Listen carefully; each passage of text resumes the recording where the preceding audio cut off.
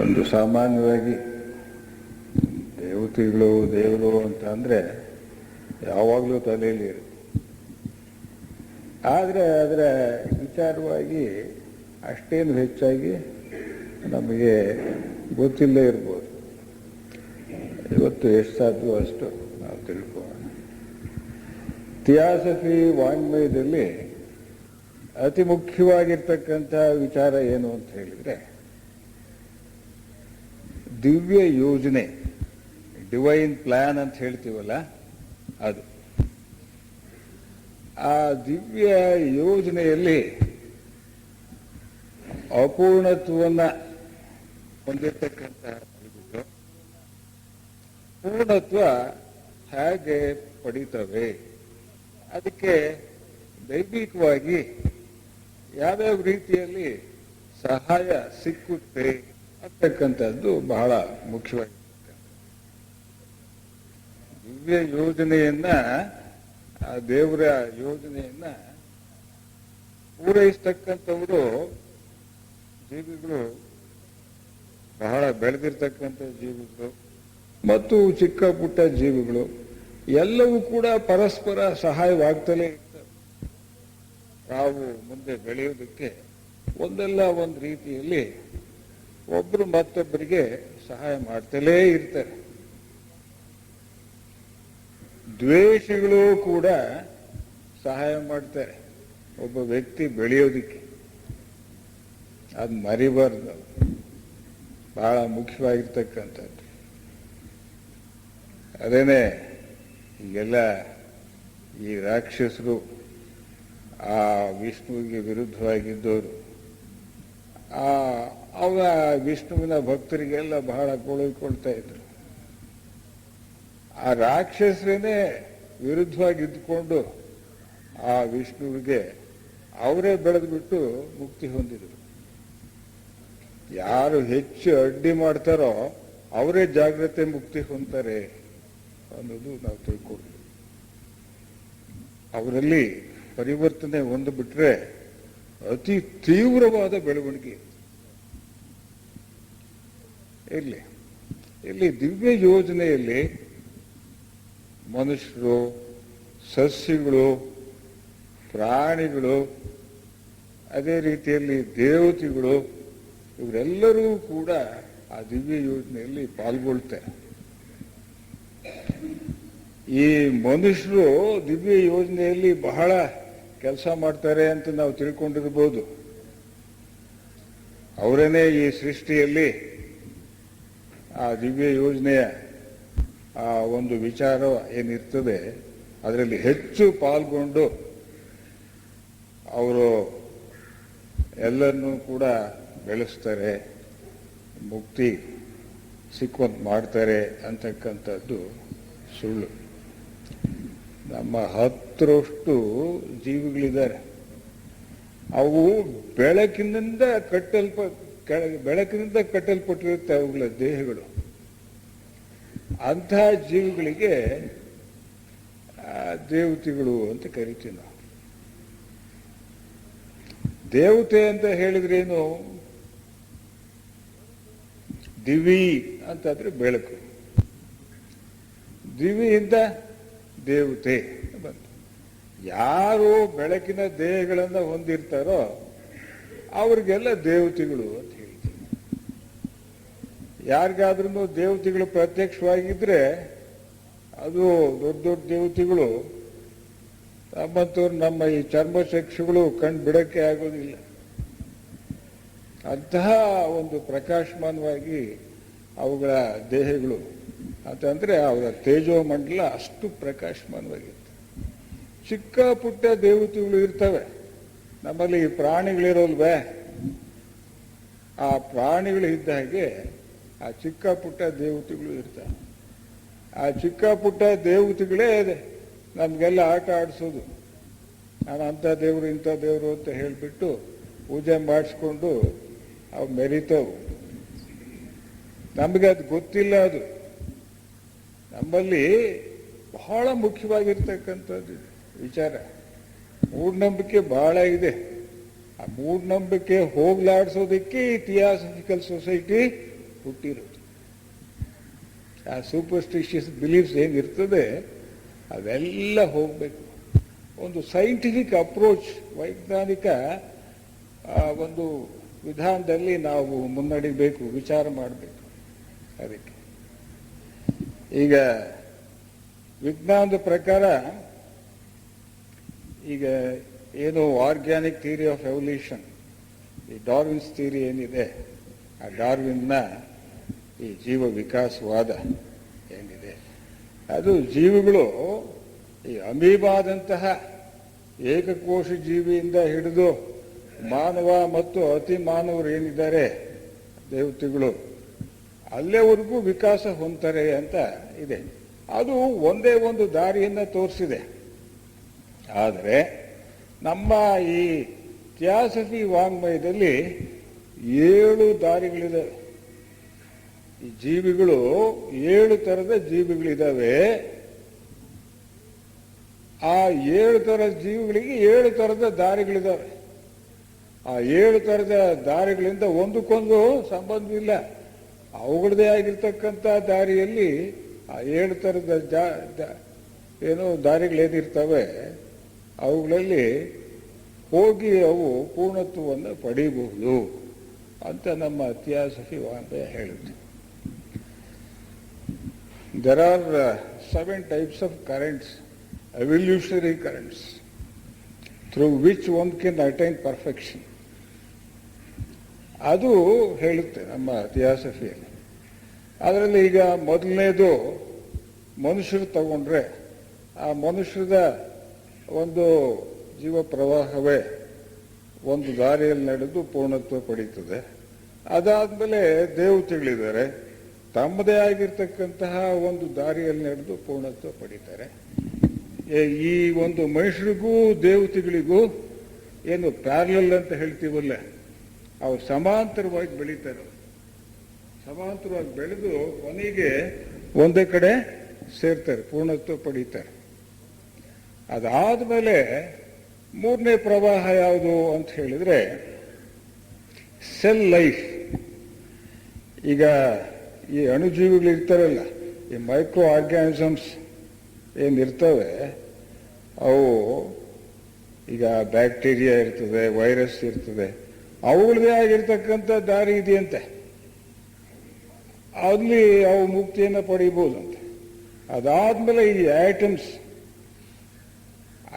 ಅಂತಂದ್ರೆ ಈ ಪರಮಾಣುಗಳು. ಪರಮಾಣು ಅಂತಂದ್ರೆ ಯಾವುದಕ್ಕೆ ಪರಮಾಣು ಇರ್ತದೆ?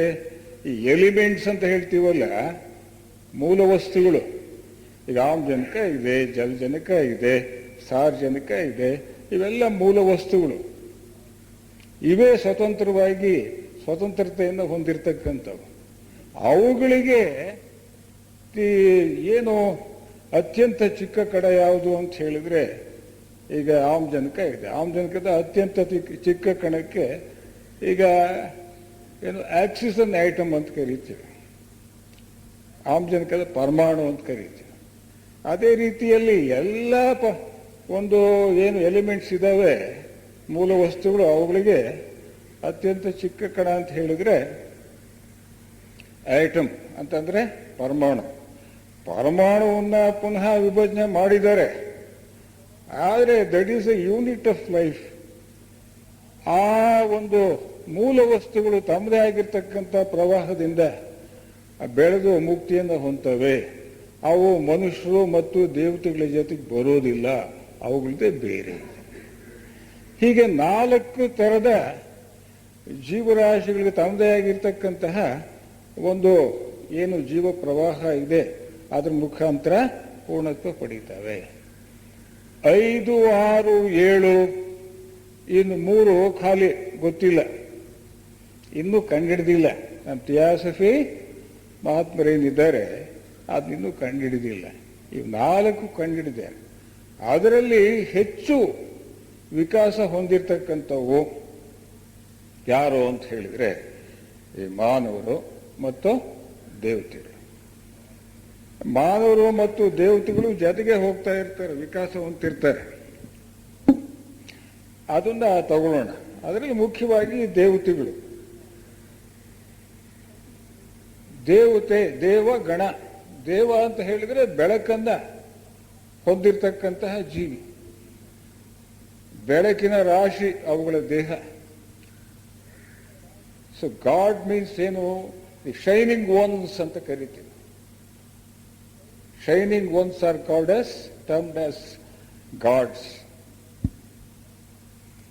ದಿವಿ ಬೆಳಕು, ಬೆಳಕಿನಿಂದ ಆಗಿರ್ತಕ್ಕಂಥವು ದೇವತೆ, ಅದು ದೇವ ದೇವತೆ.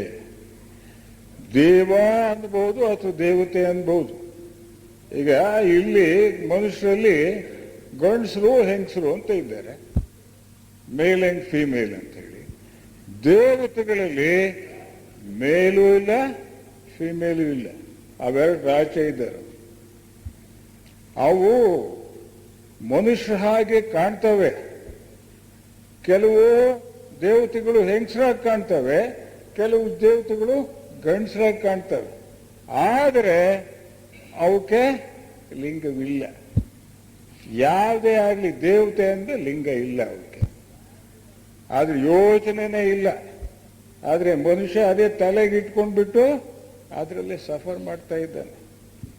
ಅವು ಬಹಳ ಆನಂದವಾಗಿರ್ತಾವು. ಆ ದೇವತೆಗಳು ಅತಿ ಹಗುರವಾಗಿರ್ತಕ್ಕಂತಹ ದೇಹಗಳನ್ನು ಹೊಂದಿರ್ತವೆ. ನಾವು ಅತಿ ಭಾರವಾಗಿರ್ತಕ್ಕಂತಹ ಈ ಜಡ್ಡು ದೇಹವನ್ನ ಹೊತ್ಕೊಂಡು ಜೀವನ ಮಾಡಬೇಕಲ್ಲ, ಅದೇ ಬಂದಿರೋದು. ಈಗ ಅದಕ್ಕೆಲ್ಲ ರೋಗ ರುಜಿನ ಎಲ್ಲ ಬರುತ್ತೆ. ಆ ದೇವತೆಗಳಿಗೆ ರೋಗ ಇಲ್ಲ, ರುಜಿನ ಇಲ್ಲ, ನೋವಿಲ್ಲ, ಯಾತುದ್ದು ಇಲ್ಲ, ಆರಾಮಾಗಿರ್ತಾವೆ. ಯಾವಾಗಲೂ ಕೂಡ ಆನಂದವಾಗಿರ್ತಾವೆ. ಆನಂದವೇ ಆನಂದ. ಅವುಗಳ ದೇಹಗಳ ರಚನೆ ಅಷ್ಟು ಚೆನ್ನಾಗಿದೆ. ಲೂಸ್ ಅಂತ ಹೇಳ್ತೀವಲ್ಲ, ಆ ಲೂಸ್ ಸ್ಟ್ರಕ್ಚರ್ ಇರ್ತದೆ. ನಮಗೆ ಹೆವಿ ಸ್ಟ್ರಕ್ಚರ್ ಇರ್ತದೆ, ಬಹಳ ಭಾರ. ಅವಕ್ಕೆ ಏನಿಲ್ಲ, ಭಾರ ಇಲ್ಲ, ಏನೂ ಇಲ್ಲ ಅವಕ್ಕೆ. ನೋಡೋಣ ಅದೇನು. ಇಲ್ಲಿ ಒಂದು ಚಾರ್ಟ್ ಹಾಕಿದ್ದೀನಿ. ಜಿನರಾಜ್ ದಾಸರು ಫಸ್ಟ್ ಪ್ರಿನ್ಸಿಪಲ್ಸ್ ಇಲ್ಲಿ ಬಹಳ ಚೆನ್ನಾಗಿ ಕೆಲಸ ಮಾಡಿದ್ದಾರೆ.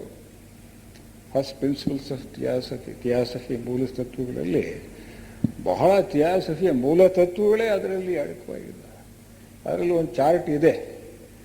ಅದರಲ್ಲಿ ಈ ದೇವತೆಗಳು ಮತ್ತು ಮನುಷ್ಯರದು ಆ ಪ್ರವಾಹ ಎರಡೂ ತಗೊಂಡಿದೆ.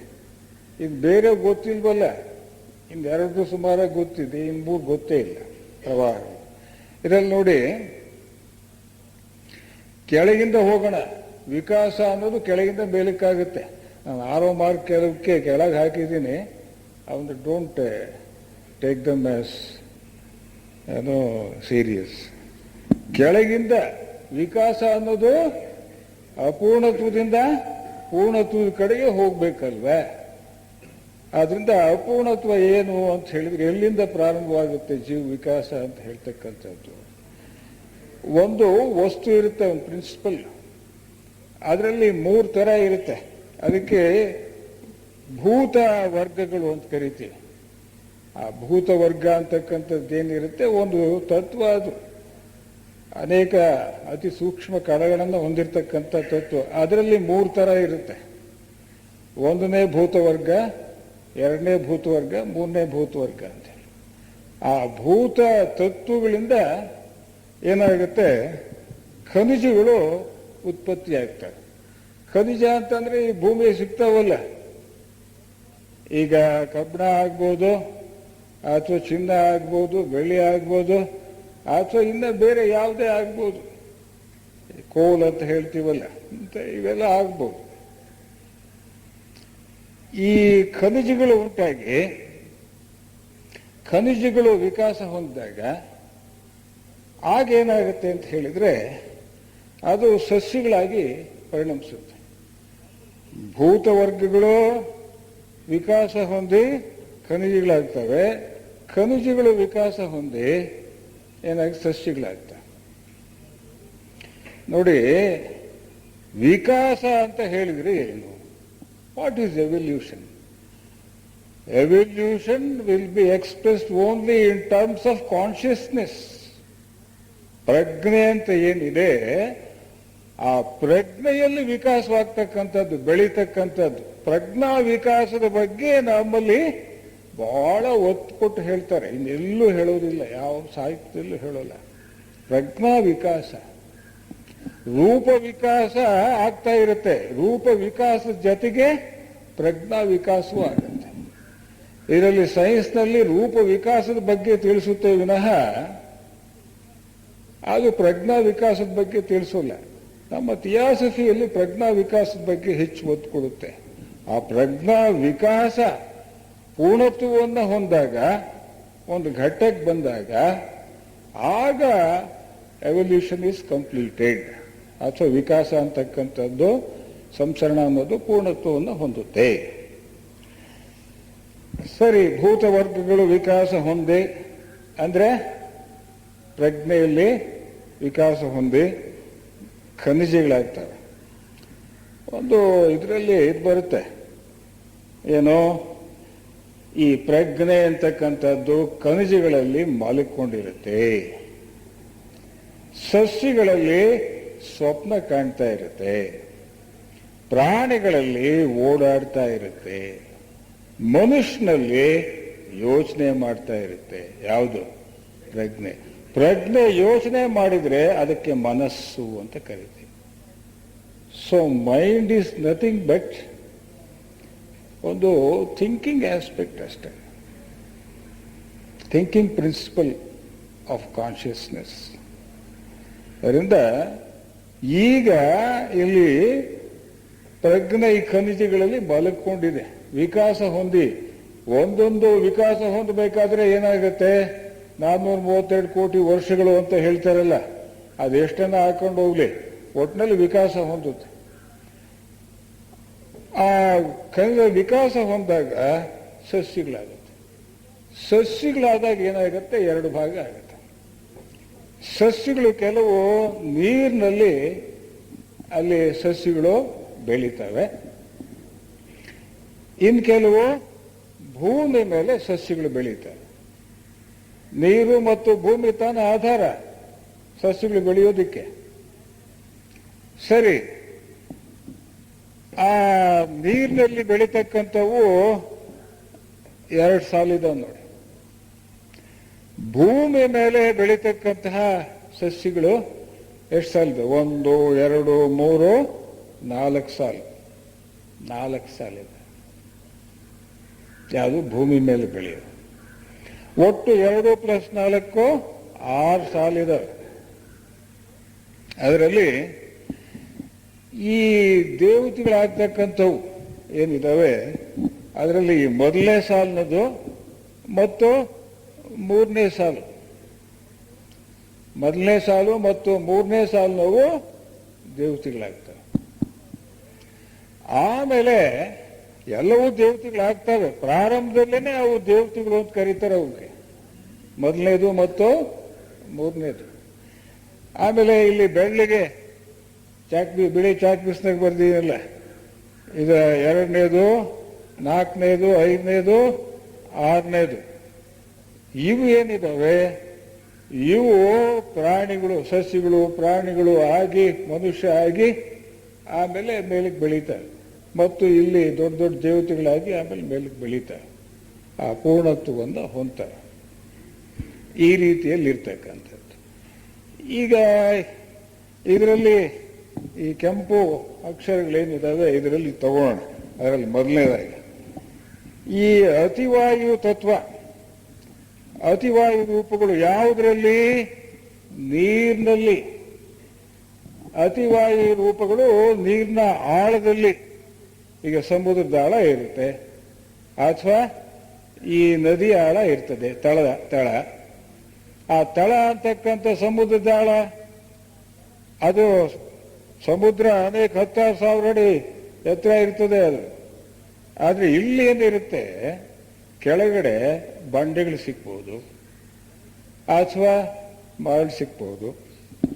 ಅದರಲ್ಲಿ ಈ ಅತಿವಾಯು ತತ್ವ, ಅತಿವಾಯು ತತ್ವ ಅಂದ್ರೆ ನೋಡಿ, ಇಲ್ಲೆಲ್ಲ ಪ್ರಜ್ಞೆ ಹಂತಗಳಿದೆ. ಅದರಲ್ಲಿ ಇದು ಸ್ಥೂಲ, ಇದು ಅತಿವಾಯು ತತ್ವ. ಇದು ಅಂದ್ರೆ ಸ್ಥೂಲದಲ್ಲಿ ಈ ಸಾಲಿಡ್, ಲಿಕ್ವಿಡ್ ಅಂಡ್ ಗ್ಯಾಸ್ ಅಂತ ಹೇಳ್ತೀವಿ. ಘನ, ದ್ರವ, ಅನಿಲ ಇವು ಕೆಳಗಡೆ ಬರ್ತವೆ. ಘನ, ದ್ರವ, ಅನಿಲಗಳನ್ನು ಉಪಯೋಗಿಸ್ಕೊಂಡು ನಾವೆಲ್ಲ ನಮ್ಮ ಶರೀರಗಳಾಗಿದ್ದಾವೆ. ಅನಿಲ ಅಂತ ಅಂದ್ರೆ ಈಗ ವಾಯು ಇದೆಯಲ್ಲ, ಗಾಳಿ, ಆ ವಾಯುಗಿಂತ ಅತಿ ಸೂಕ್ಷ್ಮವಾಗಿರ್ತಕ್ಕಂತಹ ತತ್ವ, ವಾಯುಗಿಂತ ಸೂಕ್ಷ್ಮವಾಗಿರೋ ತತ್ವ ಏನಿದೆ ಅತಿವಾಯು ತತ್ವ ಅಂತ ಕರಿತೀವಿ. ಈ ಅತಿವಾಯು ತತ್ವ ಏನಿದೆ, ಈ ಅತಿವಾಯು ತತ್ವದಿಂದ ಈ ಅತಿವಾಯು ರೂಪಗಳು, ಆಕಾರ ಇಲ್ಲದೆ ಇರತಕ್ಕಂತಹ ರೂಪಗಳು ನೀರಿನಲ್ಲಿ ಕೆಳಗಡೆ ಆ ಬಂಡೆಗಳಲ್ಲೂ ತೂರ್ಕೊಂಡು ಹೋಗುತ್ತೆ ಮತ್ತು ನೀರಿನಲ್ಲೂ ಕೂಡ ಅದು ತೂರ್ಕೊಂಡು ಹೋಗುತ್ತೆ. ಅಂತಹ ಆಕಾರ ಇಲ್ಲದೆ ಇರತಕ್ಕಂತಹ ಜೀವಿಗಳಿವು ಅತಿವಾಯು ರೂಪಗಳು. ಇದು ಸ್ವಲ್ಪ ಹೊಳೆಯುತ್ತೆ. ಅತಿವಾಯು ತತ್ವ ಹೊಂದಿರತಕ್ಕಂಥವೆಲ್ಲ ಮನುಷ್ಯರಿಗಿಂತ ಹೊಳಿತವೆ ಮತ್ತು ಮ್ಯಾಗಳವೆಲ್ಲ ಹೊಳಿತವೆ, ಇನ್ನೂ ಹೊಳಿತಾ ಹೋಗ್ತವೆ. ಅವೆಲ್ಲ ದೇವತೆಗಳಾಗ್ತಕ್ಕಂಥವು, ಆ ತತ್ವ ಹೊಂದಿರೋವು. ಈ ಕೆಳಗಡೆ ಸ್ಥೂಲ ರೂಪ ಹೊಂದಿರತಕ್ಕಂಥವು ದೇವತೆಗಳಲ್ಲ. ಯಾಕೆಂದ್ರೆ we are not shining once, ನಾವೇನು ಬೆಳಗೋದಿಲ್ವಲ್ಲ, ಪ್ರಕಾಶವಾಗಿಲ್ವಲ್ಲ. ಇಲ್ಲಿಂದ ಸ್ಟಾರ್ಟ್ ಆಗುತ್ತೆ ಅತಿವಾಯು ತತ್ವ, ಇದರಿಂದ ಏನು ಬೆಳಗುವುದು. ಅದರಿಂದ ಇದು ದೇವತೆಯ ಅತಿ ಕನಿಷ್ಠ ರೂಪ. ಅದಕ್ಕೆ ಆಕಾರನೇ ಇರೋದಿಲ್ಲ, ಬಂಡೆಗಳಲ್ಲಿ ತೂರ್ಕೊಂಡು ಹೋಗುತ್ತೆ ಮತ್ತು ನೀರಿನಲ್ಲೂ ಕೂಡ ಇರ್ತದೆ. ಅದಾದ್ಮೇಲೆ ನೆಕ್ಸ್ಟ್ ಸ್ವಲ್ಪ ಬೆಳೆದ್ರೆ ಇದು ಕೆಳಮಟ್ಟದ ಜಲದೇವತೆಗಳು. ಕೆಳಮಟ್ಟದ ಜಲದೇವತೆ ಅಂತ ಹೇಳಿದ್ರೆ ಈ ಸಮುದ್ರದ ಮಧ್ಯದಲ್ಲಿ, ಸಮುದ್ರದ ಆಳ ಪೂರ್ತಿ ಕೆಳಗಡೆ ಇರೋವು, ಇವು ಸಮುದ್ರದ ಮಧ್ಯದಲ್ಲಿ ಇರ್ತಕ್ಕಂತಹ, ಇವಕ್ಕಿಂತ ಸ್ವಲ್ಪ ಬೆಳೆದಿರ್ತಕ್ಕಂತಹ, ಅವಕ್ಕೂ ರೂಪ ಏನಿರೋಲ್ಲ, ಅವಕ್ಕೆ ಸ್ವಲ್ಪ ಪ್ರಜ್ಞೆಯಲ್ಲಿ ಬೆಳೆದಿರ್ತಾರೆ. ಈ ಅತಿವಾಯು ತತ್ವದಿಂದ ಮಾಡಲ್ಪಟ್ಟಿರ್ತಕ್ಕಂಥವು, ಈ ತತ್ವದಿಂದ ಮಾಡಲ್ಪಟ್ಟಿರ್ತಕ್ಕಂಥವು ಇವು ಕೂಡ ಇವಕ್ಕಿಂತ ಬೆಳೆದಿದೆ. ಅಂತಹ ಏನೋ ದೇವತೆಗಳು ಅಂತಲೇ ಹೇಳ್ಬೋದು. ಅದಾದ ಮೇಲೆ ಇಲ್ಲಿಂದ ಬೆಳೆದ ಮೇಲೆ ಜಲದೇವತೆಗಳು ಅಂತ ಬರ್ತವೆ. ಇಲ್ಲಿಂದ ಹೆಂಗೋಗಿ ಜಲದೇವತೆಗಳಿಗೆ ಸೇರ್ಕೊಳ್ಳುತ್ತೆ, ಜಲದೇವತೆಗಳಾಗ್ತವೆ. ಸ್ವಲ್ಪ ಇನ್ನೂ ಬೆಳೆದಿರ್ತಾವೆ, ಅವಕ್ಕೆ ಆಕಾರ ಇರುತ್ತೆ, ನಿಗದಿಯಾದ ಆಕಾರ ಇರುತ್ತೆ. ಅದೇ ರೀತಿಯಲ್ಲಿ ಇಲ್ಲಿ ನೋಡಿ, ಇದೇ ನೀರಿನಲ್ಲಿ ಬೆಳೆಯೋವು ಕೆಳಗಿನಿಂದ ಜೊಂಡು, ಅದಕ್ಕಿಂತ ಸ್ವಲ್ಪ ವಿಕಾಸ ಹೊಂದಿರೋದು ಸ್ಪಂಜು, ಹವಳ. ಇದೆಲ್ಲ ಒಂದು ಪ್ರಾಣಿ ಇದು. ಆಮೇಲೆ ಜಲಕೀಟಗಳು, ನೀರಿನಲ್ಲಿ ಇರ್ತಕ್ಕಂತಹ ಕೀಟಗಳು. ಆಮೇಲೆ ಅದಾದ್ಮೇಲೆ ಮೀನು. ಈ ರೀತಿ ವಿಕಾಸ ಹೊಂದುತ್ತೆ. ವಿಕಾಸ ಹೊಂದಿ ಮೀನಿನಿಂದ ನೆಕ್ಸ್ಟ್ ಟೈಮ್ ಏನಾಗುತ್ತೆ, ಅದು ಕೂಡ ಜಲದೇವತೆ ಆಗುತ್ತೆ. ಈಗ ಮೀನುಗಳಲ್ಲಿ ಕೆಲವು ಆ ಹೆಣ್ಣಿನ ಒಂದು ಅರ್ಧ ಹೆಣ್ಣಿನ ಒಂದು ದೇಹ ಇರ್ತದೆ. ಕೆಲವೆಲ್ಲ ಒಂದು ಹೋದ ವರ್ಷ ಏನೋ ಈ ಮಡ್ರಾಸ್ ಬೀಚ್ನಲ್ಲಿ ಅಂಥದ್ದೊಂದು ಸಿಗ್ತದೆ, ಮತ್ಸ್ಯಕನ್ಯೆ. ಆ ಮತ್ಸ್ಯಕನ್ಯೆ ಅಂತಕ್ಕಂಥದ್ದು ಮೀನಿನಿಂದ ಏನಾಗುತ್ತೆ, ಮತ್ಸ್ಯಕನ್ಯೆ ಆಗುತ್ತೆ. ಮತ್ಸ್ಯಕನ್ಯೆ ಅನ್ನೋದೇನು, ಜಲದೇವತೆ. ಅದು ಈ ರೀತಿ ಆಗುತ್ತೆ. ಈ ಜಲದೇವತೆಗಳಲ್ಲಿ ನೋಡಿ, ಈಗ ಜಲದೇವತೆ ಅಂತ ಅಂದ್ರೆ ಸ್ವಲ್ಪ ಆಗಲೇ ಬೆಳೆದಿರ್ತಕ್ಕಂಥವು. ಅವುಗಳಲ್ಲಿ ಈ ನೀರಿದೆ, ನೀರು ಈ ನೀರಿನಲ್ಲಿ ಮೇಲ್ಗಡೆ ಓಡಾಡ್ತಾ ಇರುತ್ತೆ. ಇದು ಈ ಆಕಾರದ ಒಂದು ಬೆಳ್ಳಗಿರ್ತಕ್ಕಂತಹ ಒಂದು ಪಕ್ಷಿ ರೂಪದಲ್ಲಿ ಇರ್ತದೆ.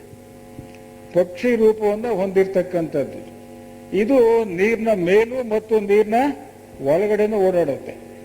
ಇದು ಪ್ರಕಾಶಮಾನವಾಗಿರ್ತಕ್ಕಂಥ ಒಂದು ಜೀವಿ ಆದ್ರಿಂದ ಇದು ಕೂಡ ದೇವತೆ. ಅದು ಜಲ ದೇವತೆ. ಇವು ಎಷ್ಟು ಎತ್ತರ ಇರ್ತವೆ ಅಂತ ಹೇಳಿದ್ರೆ 3 ಅಡಿಯಿಂದ ಹಿಡಿದು 12 ಅಡಿಗಳವರೆಗೂ ಎತ್ತರ ಇರ್ತವೆ ಇವು. ಈ ಪಕ್ಷಿ ಆಕಾರದಲ್ಲಿ ಇರ್ತಕ್ಕಂಥವು ಇವನ್ನೆಲ್ಲ ನಮ್ಮಲ್ಲಿ ಈಗ ಜಾಫ್ರೆ ಹ್ಯಾಟ್ಸನ್ ಅಂತಕ್ಕಂಥವರು ಹೆಚ್ಚು ದಿವ್ಯ ದೃಷ್ಟಿ ಇರ್ತಕ್ಕಂತಹ ಮನುಷ್ಯ. ನಮ್ಮ ಇತಿಹಾಸದಿಷ್ಟೇ ಅವರು ರೀಸೆಂಟ್ ಆಗಿ ಹೋದ್ರು. ಅವ್ರಿಗಿಂತ ಮೊದಲು ಲೆಡ್ ಬೀಟ್ರು, ಅನಿಬೆಸೆಂಟ್ ಇವರೆಲ್ಲ ಇದ್ರಲ್ಲ. ಅದೇ ರೀತಿಯಲ್ಲಿ ಬೇರೆ ಯೋಗಿಗಳು ಎಲ್ಲರದು ಸೇರಿಸಿ ಈ ವಿಚಾರ ಬಂದಿರೋದು. ನಮ್ಮಲ್ಲೇ ಇರ್ತಕ್ಕಂಥವರು ಅನೇಕ ಸಾರಿ ಇವುಗಳನ್ನು ನೋಡಿ ನೋಡಿ ನೋಡಿ ಅವುಗಳ ಚರ್ಯಗಳು ಏನು ಅಂತಕ್ಕಂಥದ್ದನ್ನ ಚೆನ್ನಾಗಿ ಸ್ಪಷ್ಟವಾಗಿ ತಿಳಿಸಿದ್ದಾರೆ. ಇಲ್ಲಿ ಕಿಂಗ್ಡಮ್ ಆಫ್ ಗಾಡ್ಸ್ ಅಂತ ಹೇಳಿಬಿಟ್ಟು ಜಾಫ್ರ ಹ್ಯಾಡ್ಸನ್ ಬರೆದಾರೆ. ಚಿತ್ರಗಳೆಲ್ಲ ಇದ್ದಾವೆ ಅದರಲ್ಲೆಲ್ಲ, ನೀವು ಬೇಕಾದರೆ ರೆಫರ್ ಮಾಡ್ಬೋದು. ಇನ್ನೊಂದು ಆಸ್ಟ್ರೇಲಿಯನ್ ಥಿಯಾಸಫಿಕಲ್ ಸೊಸೈಟಿಯವರೆಲ್ಲ ಕಂಪೈಲ್ ಮಾಡಿಬಿಟ್ಟು ದೇವತೆಗಳ ಬಗ್ಗೆ ಎಲ್ಲ ಒಂದು ದೊಡ್ಡ ಪುಸ್ತಕನೇ ಮಾಡಿದ್ದಾರೆ. That's another book. ಹೀಗೆ ಫೇರೀಸ್ ಅಟ್ ವರ್ಕ್ ಆ್ಯಂಡ್ ಪ್ಲೇ ಅಂತ ಹೇಳಿಬಿಟ್ಟು ಜಾಫ್ರ ಹ್ಯಾಡ್ಸನ್ ಬರೆದಾರೆ. ಹಾಗೆ ಲೆಡ್ ಬೀಟ್ರು ಇವರೆಲ್ಲ ತಿಳಿಸಿರ್ತಕ್ಕಂಥದ್ದು ಬಹಳ ಸ್ಪಷ್ಟವಾಗಿ ಸೈಂಟಿಫಿಕ್ ಆಗಿ ಹೋಗ್ಬೇಕು ನಾವು. ಇದು 3ರಿಂದ 12 ಅಡಿ ಎತ್ತರ ಇರ್ತದೆ, ಪ್ರಕಾಶಮಾನವಾಗಿ ಅತಿ ವೇಗವಾಗಿ ಚಲಿಸ್ತಾ ಇರುತ್ತೆ. ಹಂಗೆ ಮುಳುಗಿಬಿಟ್ಟು ಮಾಯವಾಗುತ್ತೆ ಅಂತ ಹೇಳ್ತಾರೆ. ಇದು ಒಂದು ಜಲದೇವತೆ. ಅದಾದ್ಮೇಲೆ ಇನ್ನೂ ಸ್ವಲ್ಪ ಬೆಳೆದಿದ್ರೆ ಈ ನೀರಿನಲ್ಲಿ ಹೂಗಳಿರ್ತಾವಲ್ಲ, ಪುಷ್ಪಗಳು, ಫ್ಲವರ್ಸ್, ಆ ಒಂದು ಪುಷ್ಪಗಳಲ್ಲೇ ಒಂದು ಮುಖ ಇರುತ್ತೆ, ಮನುಷ್ಯನ ಮುಖ. ಪುಷ್ಪಗಳಲ್ಲೇ ಮನುಷ್ಯನ ಮುಖ ಈ ಮಧ್ಯ ಇರ್ತದೆ. ಆಮೇಲೆ ಇವೆಲ್ಲ ತೋಟಗಳು ಅದು ಇವು ಇರ್ತಾವಲ್ಲ ಪುಷ್ಪಕ್ಕೆಲ್ಲ, ಅದು ಒಂದು ಬ್ಲೂ ನೋಟ್ ಅಂತ ಹೇಳ್ತಾರೆ, ನೀಲಿ ಪುಷ್ಪ ದೇವತೆ. ಅದೇನು ಅಂತ ಹೇಳಿದ್ರೆ ಒಂದು ಪೀಪಿ ಇದ್ದಂಗಿರುತ್ತೆ, ಆ ಥರ ಅದರ ಒಂದು ಇದು ಅದಕ್ಕಿಂತ ಬೆಳೆದಿರ್ತಕ್ಕಂಥದ್ದು. ಇದು ಈ ನೀಲಿ ಪುಷ್ಪ ದೇವತೆ ಅಂತ ಹೇಳ್ಬೋದು. ಹೀಗೆ ನೀರಿನಲ್ಲಿ, ಅದರಲ್ಲೂ ಹೆಚ್ಚಾಗಿ ಈ ನದಿಗಳಲ್ಲಿ, ಸಮುದ್ರಗಳಲ್ಲಿ ಇರ್ತಕ್ಕಂಥವು, ಅಲ್ಲಿ ಅವು ಪ್ರಕಾಶಮಾನವಾದ ಜೀವಿಗಳು ಇರ್ತವೆ. ಅವುಗಳನ್ನೆಲ್ಲ ಏನು ಅಂತ ಹೇಳಿದ್ರೆ ಅವಕ್ಕೆ ಆಹಾರ ಬೇಕಲ್ಲ, ನಮ್ಮ ಹಾಗೆ ಏನೂ ಇಲ್ಲ. ಅಲ್ಲಿ ಏನು ವಸ್ತುಗಳಿರ್ತವೆ ಆ ವಸ್ತುಗಳಿಂದ ಬರ್ತಕ್ಕಂತಹ ವಾಸನೆ ಇರ್ತದೆಯಲ್ಲ, ಆ ವಾಸನೆಯಿಂದ ಕುಡ್ಕೊಂಡು ಅವು ಜೀವಿಸ್ತವೆ, ಅವಕ್ಕೆ ಆಹಾರ ಅಷ್ಟೇನೆ. ಆಮೇಲೆ ಈ ಪುಷ್ಪ ಏನಿರುತ್ತೆ, ಆ ಪುಷ್ಪದ ಒಂದು ಪರಿಮಳ ಏನಿರ್ತದೆ ಅದನ್ನೇ ಕುಡಿದು ಜೀವಿಸ್ತವೆ ಅಂಥ ಜೀವಿಗಳು. ಇವೆಲ್ಲವೂ ಕೂಡ ಅತಿ ವಾಯು ತತ್ವದಿಂದ ಆಗಿರ್ತಕ್ಕಂಥವು, ವಾಯುವಿಗಿಂತ ಸೂಕ್ಷ್ಮವಾದ ವಸ್ತುವಿನಿಂದ ಆಗಿರ್ತಕ್ಕಂಥದ್ದು. ಇವು ಜಲದೇವತೆಗಳು. ಈ ಜಲದೇವತೆಗಳ ಏನಾಯ್ತು, ಅದಾದ್ಮೇಲೆ ಏನಾಗುತ್ತೆ, ವಾಯು ದೇವತೆಗಳು ಅಂತ ಬರುತ್ತೆ. ಈ ವಾಯು ದೇವತೆ ಅಂತ ಹೇಳಿದ್ರೆ ಇದು ಅತಿವಾಯು ತತ್ವದಿಂದ ಆಗಿರೋದು. ವಾಯುವಿನಲ್ಲಿ ಕೆಳಗಡೆ ನೀರಿನಲ್ಲೆಲ್ಲ ಮೇಲ್ಗಡೆ ಅಂತಂದ್ರೆ ಈ ಮೋಡುಗಳು ಅಲ್ಲಿ ಇಲ್ಲಿ ಇರ್ತಾವಲ್ಲ, ಆಮೇಲೆ ಸ್ಪೇಸ್ ಏನಿರ್ತದೆ ಮೇಲೆ, ಆ ಭೂಮಿ ಮೇಲೆ ಅಥವಾ ನೀರಿನ ಮೇಲೆ ಇರ್ತಕ್ಕಂತಹ ಗಾಳಿಯಲ್ಲಿ ಇರ್ತಕ್ಕಂತಹ ಜೀವಿಗಳಿವು, ವಾಯುದೇವತೆಗಳಿವು. ಅದರಲ್ಲಿ ಇವಕ್ಕೆ ಈ ಕ್ಲೌಡ್ ಸ್ಪಿರಿಟ್ಸ್ ಅಂತ ಕರಿತೀವಿ. ಇವಕ್ಕೆ ಅಂದ್ರೆ ಈ ಮೇಘ ದೇವತೆಗಳು ಅಂತೇಳಿ.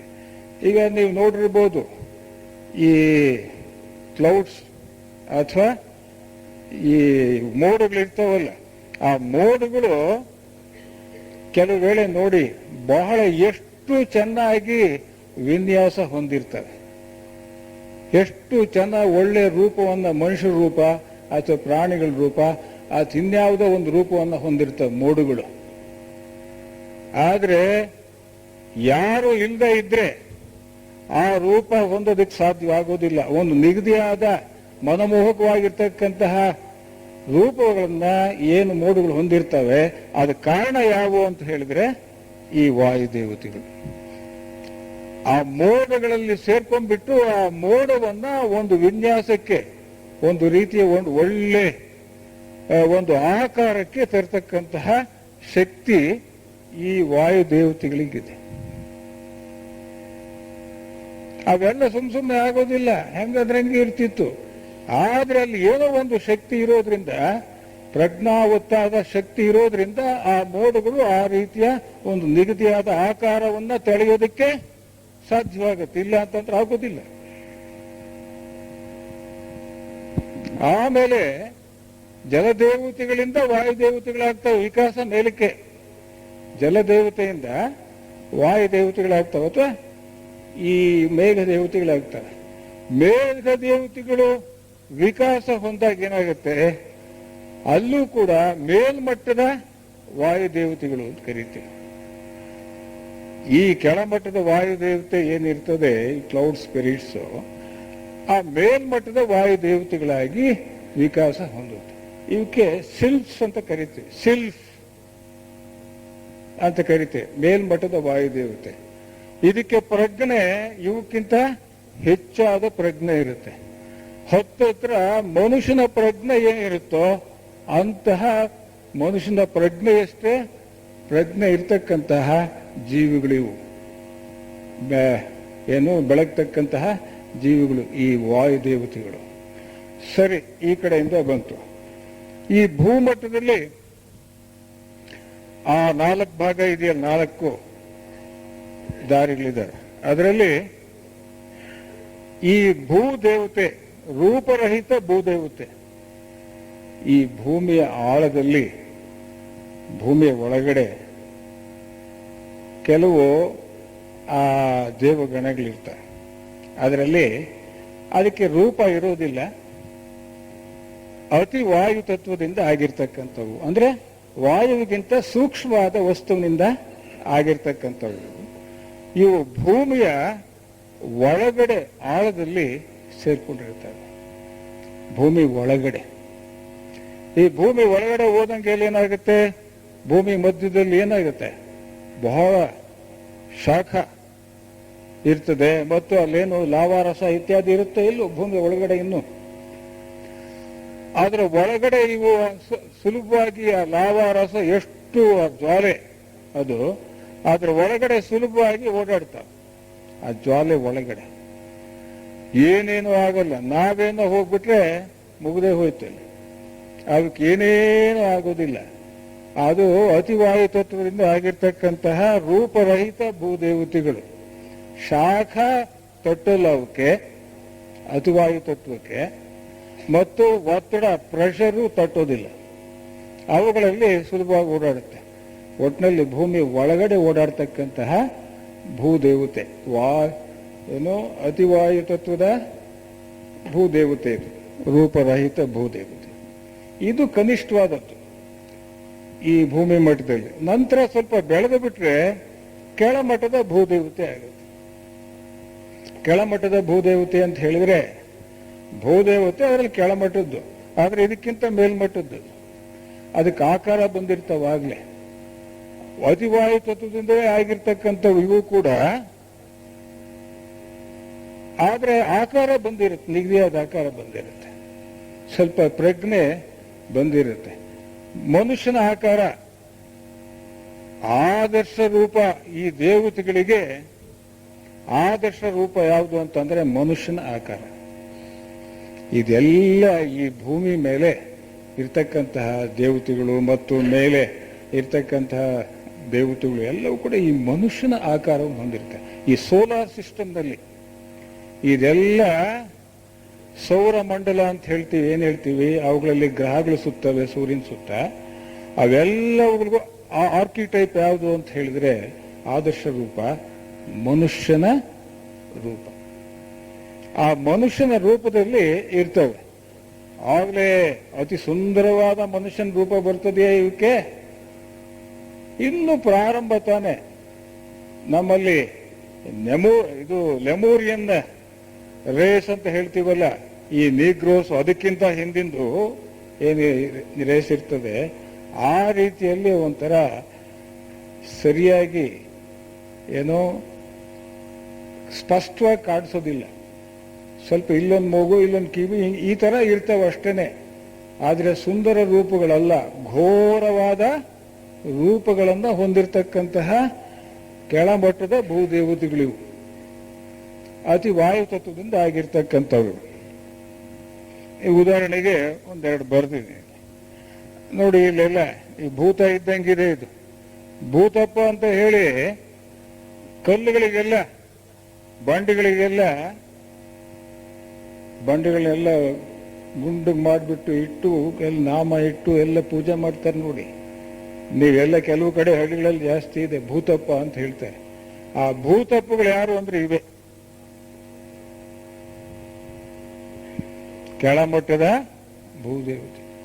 ಅವಕ್ಕೆ ತಿಳುವಳಿಕೆನೇ ಇರೋಲ್ಲ, ಆದರೆ ಘೋರವಾದ ರೂಪ ಇರುತ್ತೆ, ಎತ್ತರವಾದವು ಇರ್ತವೆ, ಅದರಲ್ಲಿ ಗಿಡ್ಡನ್ನವು ಇರ್ತವೆ. ಈ ಗಿಡ್ಡಂದಿದು ಬಹಳ ಗಿಡ್ಡಂದಿದು, ಇದು ಕುಬ್ಜ ಭೂತ. ಇದು ಕುಬ್ಜ ಅಂದ್ರೆ ಗಿಡ್ಡ. ಆಮೇಲೆ ಇದು ಬಹಳ ಎತ್ತರವಾಗಿರ್ತಕ್ಕಂಥದ್ದು, ಕೈಗಳು ಉದ್ದ ಇರೋವು ಮತ್ತು ನೀಳವಾಗಿರ್ತಕ್ಕಂಥ ದೇಹ, ಬಹಳ ತೆಳ್ಳಗಿರುತ್ತೆ ದೇಹ, ಘೋರವಾದ ಆಕಾರ ಇರ್ತದೆ, ಕಪ್ಪಿರ್ತವೆ, ಎಲ್ಲೋ ಸ್ವಲ್ಪ ಆ ಬಾರ್ಡರ್ನಲ್ಲಿ ಬೆಳಗಿರ್ತವೆ. ಇವು ಈ ಭೂತಪ್ಪಗಳು ಅಂತ ಹೇಳ್ತೀವಲ್ಲ, ಕಲ್ಲುಗಳಿಗೆ ಪೂಜೆ ಮಾಡ್ತೀವಲ್ಲ, ಅವು ಮನುಷ್ಯನ ತಿಳುವಳಿಕೆ ಮಟ್ಟಕ್ಕಿಂತ ಅತಿ ಕಡಿಮೆ ಇರ್ತವೆ. ಆದರೆ ಅವಕ್ಕೆ ಅಷ್ಟೊತ್ತಿಗಾಗಲೇ ಎದುರಿಸೋದು, ಜನಗಳನ್ನ ಎದುರಿಸೋದು ಬಂದಿರುತ್ತೆ. ಅವಕ್ಕೆ ಎದುರಿಸ್ಬಿಟ್ರೆ ಮನುಷ್ಯ ಸುಲಭವಾಗಿ ಎದುರು ಬಿಡ್ತಾನಲ್ಲ, ಯಾಕೆಂದ್ರೆ ಅದಕ್ಕೆ ಪರಿಚಯ ಇಲ್ವಲ್ಲ. ಪರಿಚಯ ಆದ್ರೆ ನೀನು ಹೋಗತ್ಲಾಗೆ ಅಂತ ಹೇಳ್ತೀವಿ. ಪರಿಚಯ ಇಲ್ಲ ಅಂತಂದ್ರೆ ಓಹೋ ಇದು ಏನೋ ಒಂದು ಬೆಳಕು ಕಾಣಿಸುತ್ತೆ, ಹಂಗೆ ಕಾಣಿಸುತ್ತೆ, ಹಿಂಗೆ ಕಾಣಿಸುತ್ತೆ, ನಮಗೆ ಏನೋ ಸಹಾಯ ಮಾಡ್ಬೋದು, ಇಷ್ಟಾರ್ಥವನ್ನ ಈಡೇರಿಸ್ಬೋದು ಅಂತ ಹೇಳಿ ಕೈ ಮುಗೀತೀವಿ. ಕಂಡು ಕಲ್ಲಿಗೆಲ್ಲ ಕೈ ಮುಗೀತೀವಿ, ಅವುಗಳಲ್ಲಿ ಸೇರ್ಕೊಂಡಿರ್ತವೆ. ಕೆಳಮಟ್ಟದ ಭೂದೇವಿ ಇದು ಕುಬ್ಜ, ಅದಕ್ಕಿಂತ ಚಿಕ್ಕದಾಗಿರುತ್ತೆ, ಈ ಟೋಪಿ ಆಕಾರದಲ್ಲಿ ಇರ್ತವೆ. ಇವೆಲ್ಲ ಏನು ಅಂತ ಹೇಳಿದ್ರೆ, ಈ ದೇವತೆಗಳೆಲ್ಲ ಈ ಕೆಳಮಟ್ಟದವಾಗಲಿ ಮೇಲ್ಮಟ್ಟದ ದೇವತೆಗಳಾಗಲಿ ನೇಚರ್ ಸ್ಪಿರಿಟ್ಸ್ ಅಂತ ಇವಾಗ ನಾನು ಮಾಡ್ತಾ ಇರೋದು. ಪ್ರಕೃತಿ ದೇವತೆಗಳು, ಆ ಪ್ರಕೃತಿಯಲ್ಲಿ ವಾಯುವಿನಲ್ಲಿ, ಜಲದಲ್ಲಿ, ನೀರಿನಲ್ಲಿ, ಆಮೇಲೆ ಬೆಂಕಿಯಲ್ಲಿ, ಇವೆಲ್ಲ ಅವುಗಳಲ್ಲಿ ಇದ್ದುಕೊಂಡು ಅವು ಕೆಲಸ ಮಾಡ್ತಿರ್ತವೆ. ಅದಕ್ಕೆ ಪ್ರಕೃತಿ ದೇವತೆಗಳು, ನೇಚರ್ ಸ್ಪಿರಿಟ್ಸ್ ಅಂತ ಹೇಳ್ತಾರೆ. ಅವನ್ನ ಇದು ಭೂದೇವತೆ, ಅವುಗಳಲ್ಲಿ ಕೆಳಮಟ್ಟದ ಭೂದೇವತೆಗಳು, ಭೂತಪ್ಪ ಇದ್ದಂಗೆ ಇರ್ತಾರೆ. ನೋಡಿ, ಇಂಡಿಯಾದ ದೇವತೆಗಳೇನಿರ್ತವೆ ಅವುಗಳು ಒಂಥರ ಇದ್ರೆ, ಇಂಡಿಯಾದ ಜನ ಏನಿರ್ತಾರೆ ಆ ಆಕಾರದಲ್ಲಿ ಹೆಚ್ಚು ಕಮ್ಮಿ ಇರ್ತವೆ. ಈ ಅಮೇರಿಕಾ ಇದೆ ಅಲ್ಲ, ಅಮೇರಿಕಾದಲ್ಲಿರ್ತಕ್ಕಂಥ ದೇವತೆಗಳು ಅಮೇರಿಕನ್ಸ್ನ ಹೋಲ್ತವೆ. ಅದು ಮೇಲ್ಮಟ್ಟದವು, ಕೆಳಮಟ್ಟದವು ಅಲ್ಲ. ಆಮೇಲೆ ಇಂಗ್ಲೆಂಡ್ನ ದೇವತೆಗಳೇ ಬೇರೆ, ಇಂಡಿಯಾದ ದೇವತೆಗಳೇ ಬೇರೆ, ಅಮೇರಿಕಾ ದೇವತೆಗಳೇ ಬೇರೆ, ಆಫ್ರಿಕಾದ ದೇವತೆಗಳೇ ಬೇರೆ. ಒಂದೊಂದು ದೇಶದಲ್ಲಿ ಒಂದೊಂದು ಗುಣ ಮತ್ತು ಬಣ್ಣಗಳನ್ನ ಆಕಾರ ಹೊಂದಿರತಕ್ಕಂಥ ದೇವತೆಗಳಿರ್ತಾರೆ. ಸೊ ಇವು ಡಿಫರೆಂಟ್ ನ್ಯಾಷನಾಲಿಟೀಸ್ಗೆ ಡಿಫರೆಂಟ್ ಏನು gods having different natures, different ಏನು ಕಲರ್ಸ್, ಆಮೇಲೆ ಡಿಫರೆಂಟ್ ಶೇಪ್ಸ್ ಇರ್ತವೆ. ಒಂದೊಂದು ದೇಶಕ್ಕೆ ಒಂದೊಂದು. ಅದರಲ್ಲೂ ಒಂದೊಂದು ಕೆಲವು ಕಡೆ ಈ ಜಲದೇವತೆಗಳಲ್ಲಿ ಪೆಸಿಫಿಕ್ ಸಾಗರದ ಜಲದೇವತೆಗಳೇ ಒಂದು ಕಡೆ ಇದ್ದು, ಆಮೇಲೆ ಅಟ್ಲಾಂಟಿಕ್ ಸಾಗರದ ಜಲದೇವತೆಗಳು ಅವು ಇನ್ನೊಂದು ದೇಶದವಾಗಿರ್ತಾರೆ. ಒಂದು ಸಾಗರದವು ಇನ್ನೊಂದು ಸಾಗರಕ್ಕೆ ಹೋಗೋದಿಲ್ಲ, ಒಂದು ಸಾಗರದವು ಇನ್ನೊಂದು ಸಾಗರಕ್ಕೆ ಹೋಗೋದಿಲ್ಲ. ಆಮೇಲೆ ಇಂಡಿಯಾದವು ಅಮೆರಿಕಕ್ಕೆ ಹೋಗಲ್ಲ, ಅಮೆರಿಕಾದವು ಇಂಗ್ಲೆಂಡ್ಗೆ ಹೋಗಲ್ಲ, ಈ ರೀತಿಯಲ್ಲಿ ಹೋಗಲ್ಲ, ಅಲ್ಲಲ್ಲೇ ಇರ್ತವೆ, ಸುತ್ತೊಡಿತಾರೆ. ಈಗ ಮನುಷ್ಯರಲ್ಲಿ ಇಂಡಿಯನ್ಸ್ ಒಂಥರ ಕಾಣ್ತಾರೆ, ಆಮೇಲೆ ಅಮೇರಿಕನ್ಸು ಬೆಳ್ಳಿಗೆ ಅವರು ಒಂಥರ ಕಾಣಿಸ್ತಾರೆ. ಮನುಷ್ಯರಲ್ಲೇನೆ ವ್ಯತ್ಯಾಸ ಇರುತ್ತಲ್ಲ, ಒಂದು ದೇಶದವ್ರಿಗೂ ಇನ್ನೊಂದು ದೇಶದವ್ರಿಗೂ. ಆಫ್ರಿಕನ್ ಕಂಟ್ರೀಸ್ನವ್ರಿಗೆ ನೀಗ್ರೋಸ್ ಅವರು ಒಂಥರ ಇರ್ತಾರೆ. ಹಾಗೆ ಮನುಷ್ಯರು ಬೇರೆ ಬೇರೆ ದೇಶಗಳಲ್ಲಿ ಬೇರೆ ಬೇರೆ ಸ್ವಭಾವ, ಆಕಾರಗಳನ್ನ, ಬಣ್ಣಗಳನ್ನ ಹೇಗೆ ಹೊಂದಿರ್ತಾರೋ, ಈ ದೇವತೆಗಳು ಕೂಡ ಬೇರೆ ಬೇರೆ ದೇಶಗಳು, ಬೇರೆ ಬೇರೆ ನದಿಗಳು, ಬೇರೆ ಬೇರೆ ಸಮುದ್ರಗಳಲ್ಲೂ ಕೂಡ ಬೇರೆ ಬೇರೆ ಇರ್ತಾರೆ.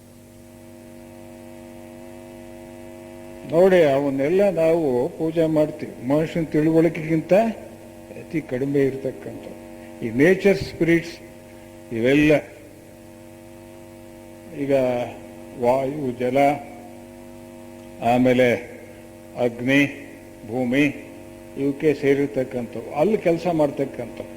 ಅವು ಗೊತ್ತಿಲ್ದಂಗೆ ಅವು ಒಂದು ದೈವಿಕವಾದ ಒಂದು ಕೆಲಸ ಮಾಡ್ತಾ ಇರ್ತವೆ. ಅವು ಗೊತ್ತೇ ಇರೋಲ್ಲ, ಅವಕ್ಕೆ ಮನುಷ್ಯನ ತಿಳುವಳಿಕೆಗಿಂತ ಕಡಿಮೆ ಇರ್ತಕ್ಕಂಥದ್ದು. ಇದಾದ್ಮೇಲೆ ಮೇಲಕ್ಕೆ ಭೂದೇವತೆಗಳು, ಇದು ಇಲ್ಲಿಂದ ಕೆಳಮಟ್ಟದ ಭೂದೇವತೆಗಳು, ಇವು ಮೇಲ್ಮಟ್ಟದ ಭೂದೇವತೆಗಳು ಇರ್ತವೆ. ಆಮೇಲೆ ಇಲ್ಲಿ ಬೂಸ್ಟು, ಅಲ್ಲಿಂದ ಕ್ರಿಮಿಗಳಾಗುತ್ತೆ, ಕ್ರಿಮಿಗಳು ಕೀಟಗಳಾಗುತ್ತೆ, ಕೀಟಗಳಿಂದ ಸಣ್ಣ ಉರುಗುಗಳು. ಸಣ್ಣ ಉರುಗ ಅಂತಂದ್ರೆ ಸ್ಮಾಲ್ ರೆಪ್ಟೈಲ್ಸ್. ಈಗ ಈ ಹಲ್ಲಿ ಇರುತ್ತೆ ಅಥವಾ ಆವರಣೆ ಇರುತ್ತೆ, ಇವೆಲ್ಲ ಇರ್ತಾವಲ್ಲ, ಇವೆಲ್ಲ ಸಣ್ಣ ಉರುಗುಗಳು. ಆಮೇಲೆ ಸಣ್ಣ ಉರುಗುಗಳು ಏನಾಗ್ತವೆ ನೆಕ್ಸ್ಟ್ ವಿಕಾಸ ಹೊಂದಿದ್ರೆ ಪಕ್ಷಿಗಳಾಗ್ತವೆ. ಪಕ್ಷಿಗಳೇನಾಗ್ತವೆ? ಈ ಭೂದೇವತೆಗಳಾಗ್ತವೆ. ಪಕ್ಷಿಗಳು ಮನುಷ್ಯ ಆಗೋಲ್ಲ, ಪ್ರಾಣಿಗಳಾಗಿ ಮನುಷ್ಯ ಆಗೋದಿಲ್ಲ. ಪಕ್ಷಿಗಳ ವಿಕಾಸದ ದಿಕ್ಕೇ ಬೇರೆ ಇದೆ.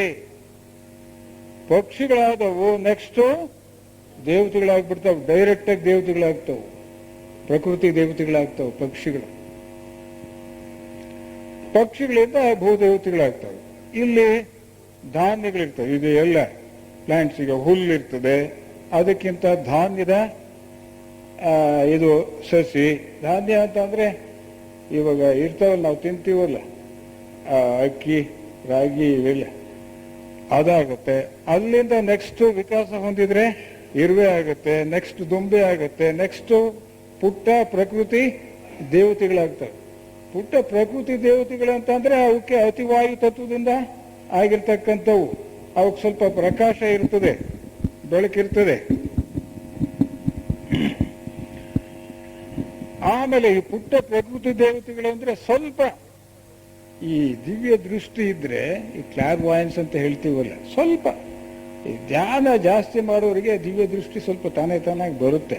ನಾವು ಮಾಡಲ್ಲ, ಇರಲ್ಲ ಅಷ್ಟೇನೆ. ಅದು ಇದು ಬರೇ ಓದ್ಕೊಳ್ಳೋದು, ಮಾಡೋದು ಅಥವಾ ಚರ್ಚೆ ಮಾಡೋದು, ಹಿಂಗೆ ಇರ್ತೀವಿ. ಅದು ಒಂದು ಮಟ್ಟಕ್ಕಷ್ಟೇನೆ, ನಮ್ಮ ಸಂತೋಷಕ್ಕೆ. ಧ್ಯಾನ ಮಾಡಬೇಕು, ಬೆಳಿಬೇಕು. ಇಲ್ಲ ಅಂತಂದ್ರೆ ಬೆಳೆಯೋದಿಲ್ಲ. ನಾವು ತಿಳ್ಕೊಂಡು ಧ್ಯಾನ ಮಾಡಬೇಕು, ಬೆಳಿಬೇಕಷ್ಟೆ.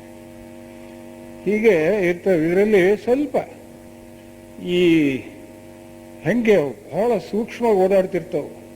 ಸ್ವಲ್ಪ ದಿವ್ಯ ದೃಷ್ಟಿ ಇದ್ರೆ ಅವಕ್ಕೆ ಬೆಳಕಿರ್ತದೆ, ಬೆಳಕಿನ ಚುಕ್ಕಿಗಳಾಗಿ ಓಡಾಡ್ತವೆ.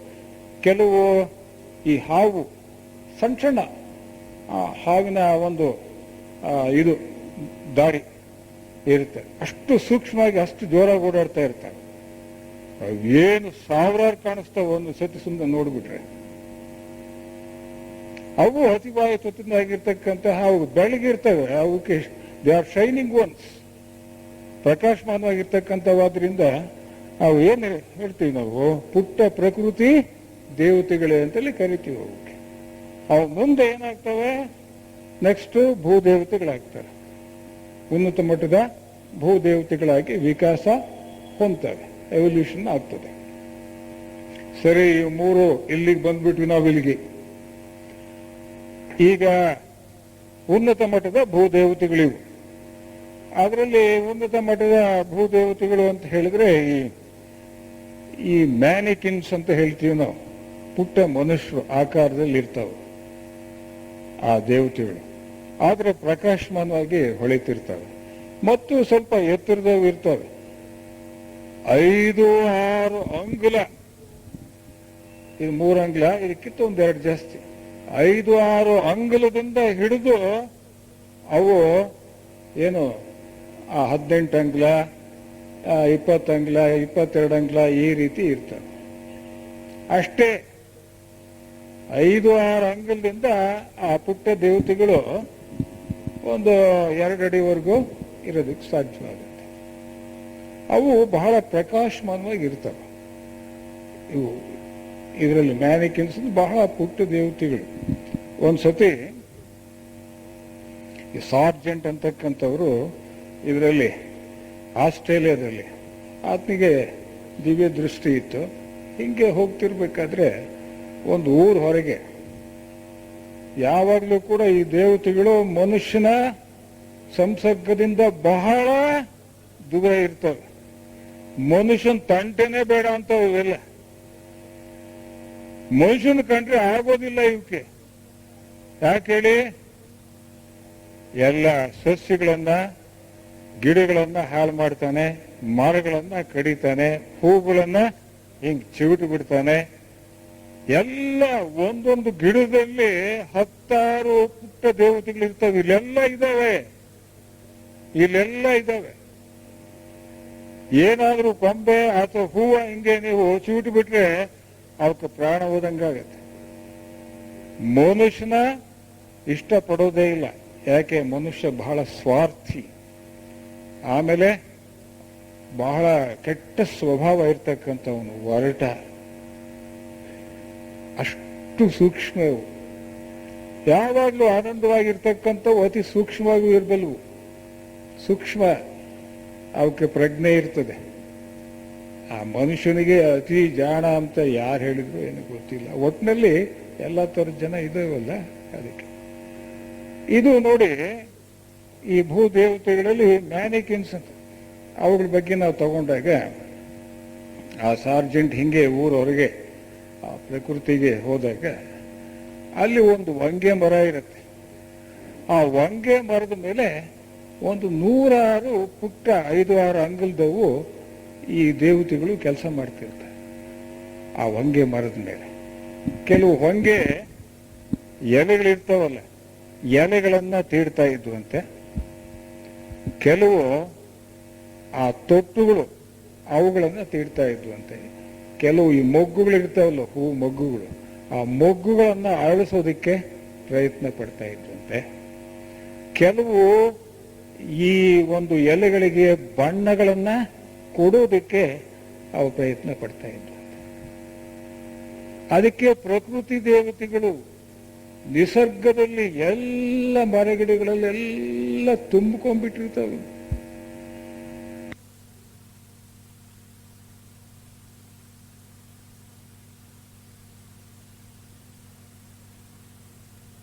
ಇಂಥ 5-6 ಅಂಗಲದಿಂದ ಹಿಡಿದು ಸುಮಾರು 2-2.5 ಅಡಿಯಷ್ಟು ಇರ್ತಕ್ಕಂತಹ ಇಂಥ ಜೀವಿಗಳನ್ನ 100 ಜೀವಿಗಳು ಆ ಆಲದ ಮರದ ಮೇಲೆ ಕೆಳಗಡೆ ಎಲ್ಲ ಓಡಾಡ್ತಾ ಇದ್ವಂತೆ. ಮತ್ತು ಆ ಎಲೆಗಳು, ಕಾಂಡಗಳು ಇವುಗಳನ್ನ ಹಿಡಿದು ಅವು ಏನೋ ಕೆಲಸ ಮಾಡ್ತಾ ಇದ್ವು. ಇದನ್ನ ಜಾಫ್ರಾ ಹ್ಯಾಟ್ಸನ್ ನೋಡಿದ್ದಾರೆ. ಮತ್ತು ಈ ಲೆಡ್ ಬೀಟ್ಲು ನಮ್ಮ ಅಡಿಯಾರು ಆಲದ ಮರ ಇದೆಯಲ್ಲ ಅಲ್ಲಿ. ಆಮೇಲೆ ಆ ದೊಡ್ಡ ದೇವತೆ ಬಗ್ಗೆ ಆಮೇಲೆ ಬರೋಣ. ಇವೆಲ್ಲ ಚಿಕ್ಕ ದೇವತೆಗಳು.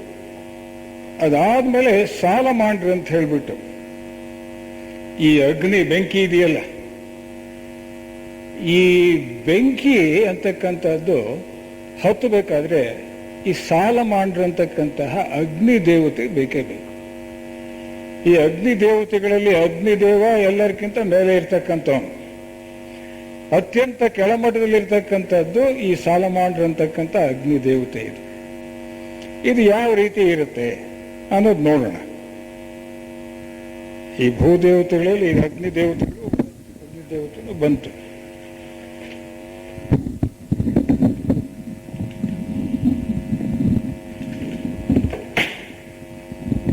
ಇಲ್ಲಿ ನೋಡಿ, ಇಲ್ಲಿ ಬೆಂಕಿ ಇದೆ, ಜ್ವಾಲೆ, ಫೈರ್. ಆ ಜ್ವಾಲೆ ಇದರಲ್ಲಿ ಒಂದು ತಲೆ ಕಂಡಂಗಾಗುತ್ತೆ ನೋಡಿ, ಹೆಡ್ ಕಂಡಂಗಾಗ್ತದೆ, ಮನುಷ್ಯನ ತಲೆ ಕಂಡಂಗಾಗುತ್ತೆ. ಮೇಲೆ ಸ್ವಲ್ಪ ಅಗಲವಾಗಿದ್ದು ಅವುಗಳ ಈ ದವಡೆ ಕೆಳಗಡೆ ಇದೆಯಲ್ಲ, ಕೆಳಗಡೆ ಚೂಪಾಗಿ ಟ್ರಯಾಂಗ್ಯುಲರ್ ರೀತಿಯಲ್ಲಿದೆ, ತ್ರಿಕೋನಾಕಾರದಲ್ಲಿ ದವಡೆ ಇರ್ತದೆ ಅವಕ್ಕೆ. ಮತ್ತು ಇದು ಸಾಲಮಾಂಡ್ರ್. ಇದು ಇದಕ್ಕೆ ಉದ್ದ ಕಾಲುಗಳು ಎಲ್ಲ ಇರ್ತವೆ. ಆ ಒಂದು ಜ್ವಾಲೆಯಲ್ಲಿ ಕುಣಿತವಂತೆ, ಏನು ಆಗೋದಿಲ್ಲ. ಇವು ಅತಿವಾಯು ತತ್ವದಿಂದ ಆಗಿರೋ ಆ ಜ್ವಾಲೆ, ಅದು ಉರಿದ್ರೂ ಕೂಡ ಏನು ಆಗೋದಿಲ್ಲ ಇವಕ್ಕೆ.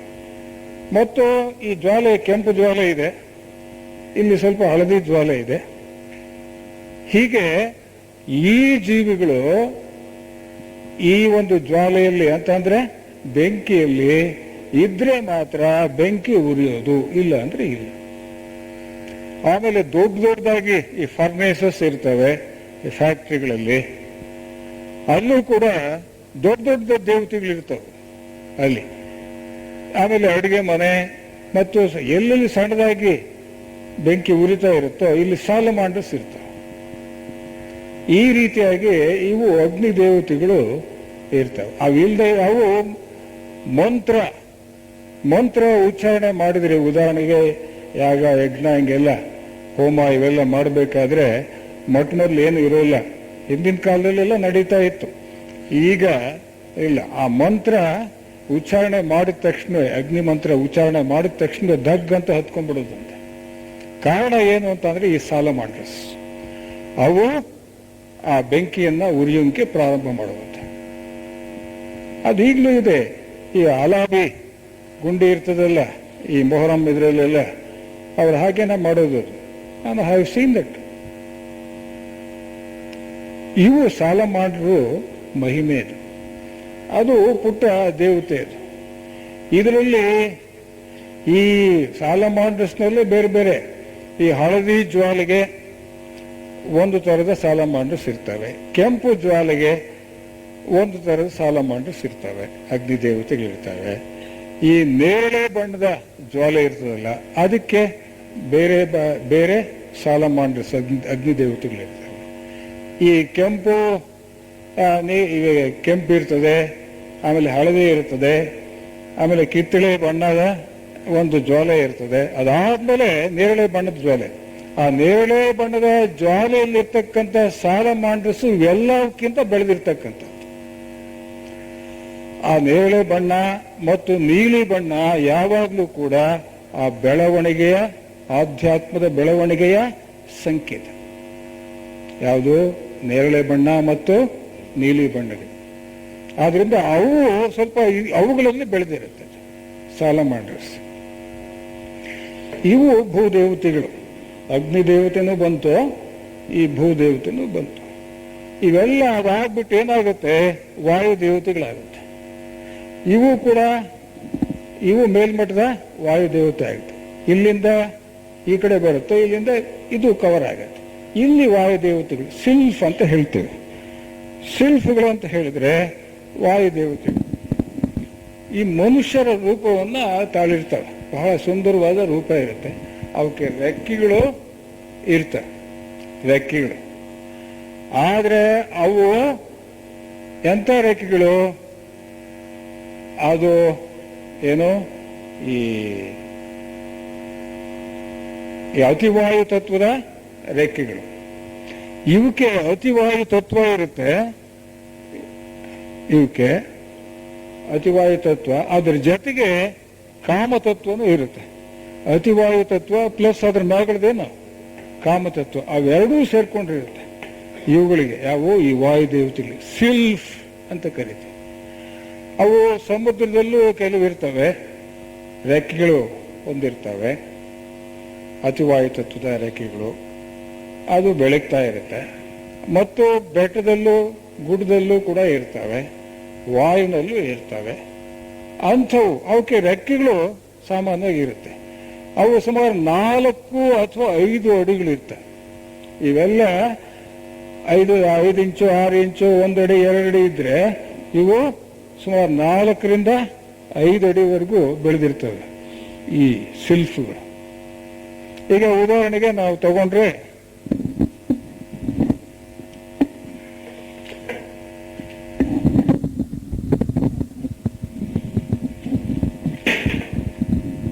ಇದು ನೋಡಿ, ಇದು ಸಿಲ್ಫ್.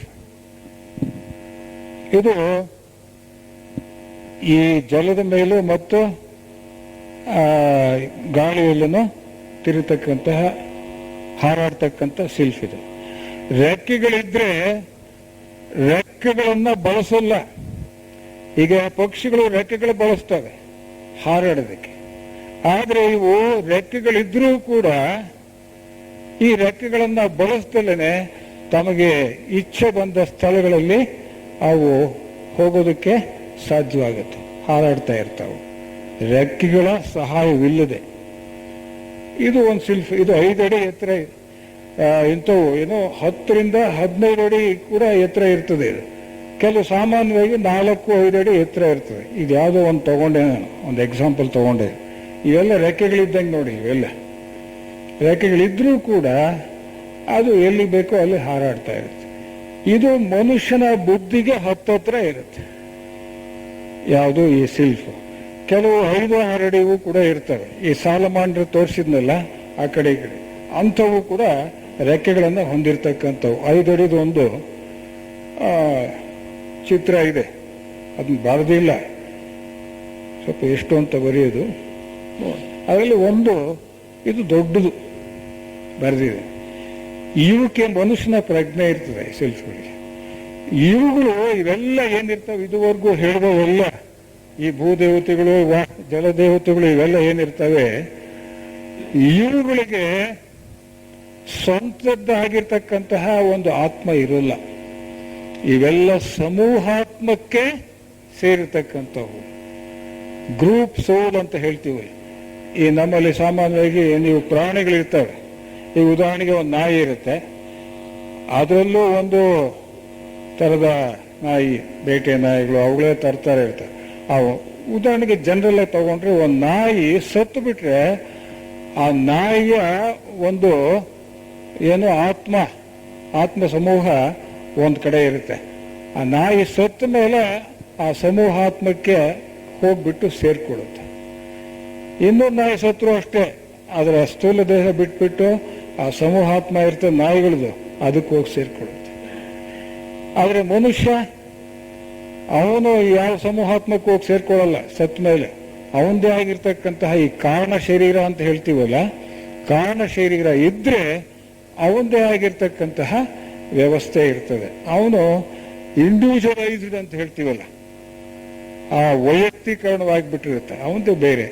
ಇವೆಲ್ಲ ಈ ಪ್ರಾಣಿಗಳು ಹೇಗೋ ಹಾಗೆ ಇಲ್ಲಿವರೆಗೂ ಅವುಗಳಿಗೆ ಸಮೂಹಾತ್ಮಗಳಿರ್ತವೆ, ಗ್ರೂಪ್ ಸೋಲ್ಸ್. ಇವೆಲ್ಲ ಹೆಚ್ಚು ಪೂರ್ಣವಾಗಿ ಬೆಳೆದಿರೋಲ್ಲ, ಸ್ವತಂತ್ರವಾಗಿ ಬೆಳೆಯೋದಕ್ಕೆ ಇನ್ನೂ ಕೂಡ ಅವಕ್ಕೆ ಆ ಶಕ್ತಿ ಬಂದಿರೋಲ್ಲ.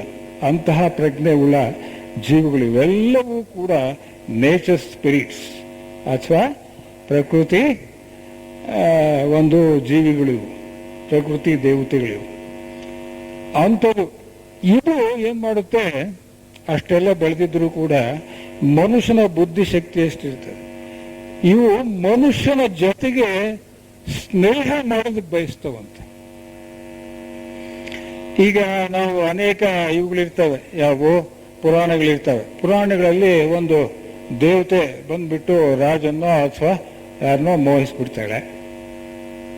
ಆ ದೇವತೆಗೆ ಅಸೆಕ್ಷುಯಲ್, ಏನೋ ಅದಕ್ಕೆ ಯಾವ ಲಿಂಗ ಇರೋದಿಲ್ಲ, ಅದಕ್ಕೆ ಅದು ಅಂದ್ರೆ ಸ್ನೇಹ ಬೆಳೆಸೋದು ಅಷ್ಟೇನೆ.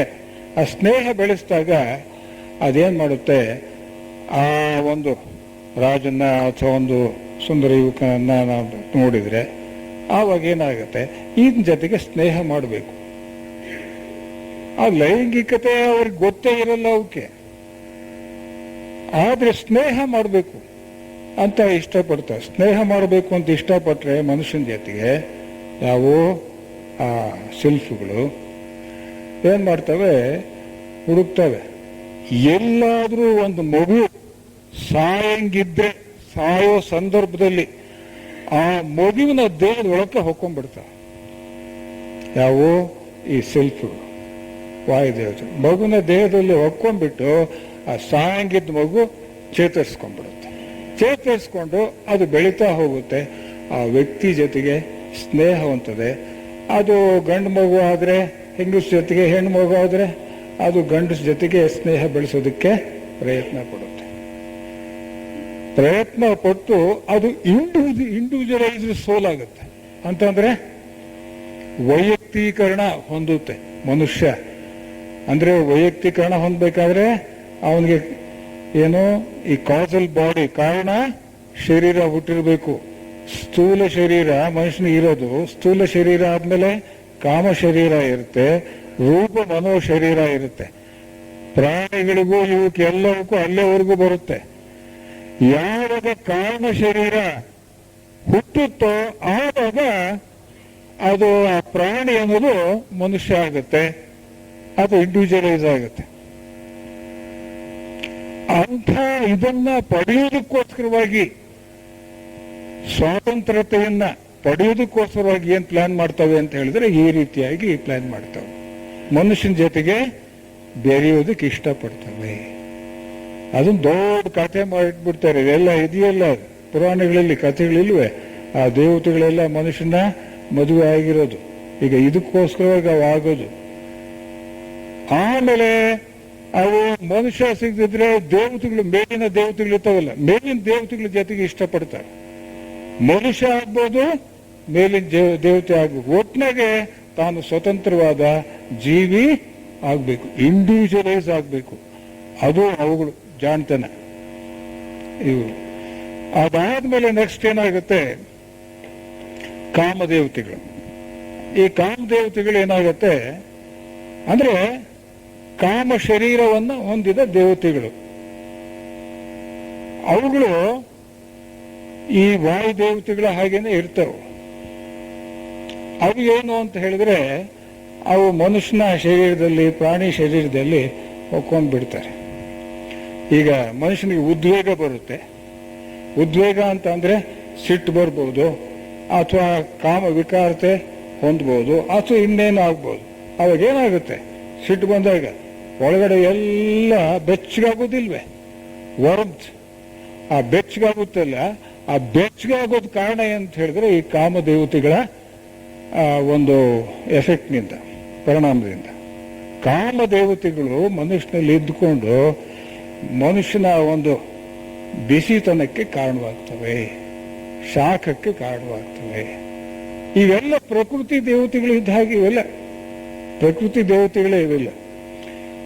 ಅವು ಆ ಉದ್ವೇಗ ಹೊಂದಾಗ ಆ ಉದ್ವೇಗದಲ್ಲೇ ಏನು ಶಾಖ ಉಂಟಾಗುತ್ತೆ ಮನುಷ್ಯನ ದೇಹದಲ್ಲಿ, ಅದಕ್ಕೆ ಕಾರಣ ಯಾವ ಅಂತ ಹೇಳಿದ್ರೆ ಈ ಕಾಮದೇವತೆ. ಅದಾದ್ಮೇಲೆ ನೆಕ್ಸ್ಟ್ ಕಾಮದೇವತೆಗಳು ಬೆಳೆದಾಗ, ವಿಕಾಸ ಹೊಂದಾಗ ರೂಪ ದೇವತೆಗಳಾಗ್ತವೆ. ಈ ರೂಪ ದೇವತೆಗಳೇನಿದಾವೆ, ಈ ಕಾಮದೇವತೆಗಳು ನೋಡಿ, ಕಾಮದೇವತೆಗಳಿಗೆ ಸಮ ಯಾರು ಅಂತ ಅಂದ್ರೆ ಮನುಷ್ಯ. ಮನುಷ್ಯನ ಪ್ರಜ್ಞೆ ಎಷ್ಟಿರ್ತದೋ ಅಷ್ಟು ಪ್ರಜ್ಞೆಯನ್ನು ಹೊಂದಿರ್ತವೆ ಈ ಕಾಮದೇವತೆಗಳು. ಮನುಷ್ಯನಿಗೆ ಸಮ.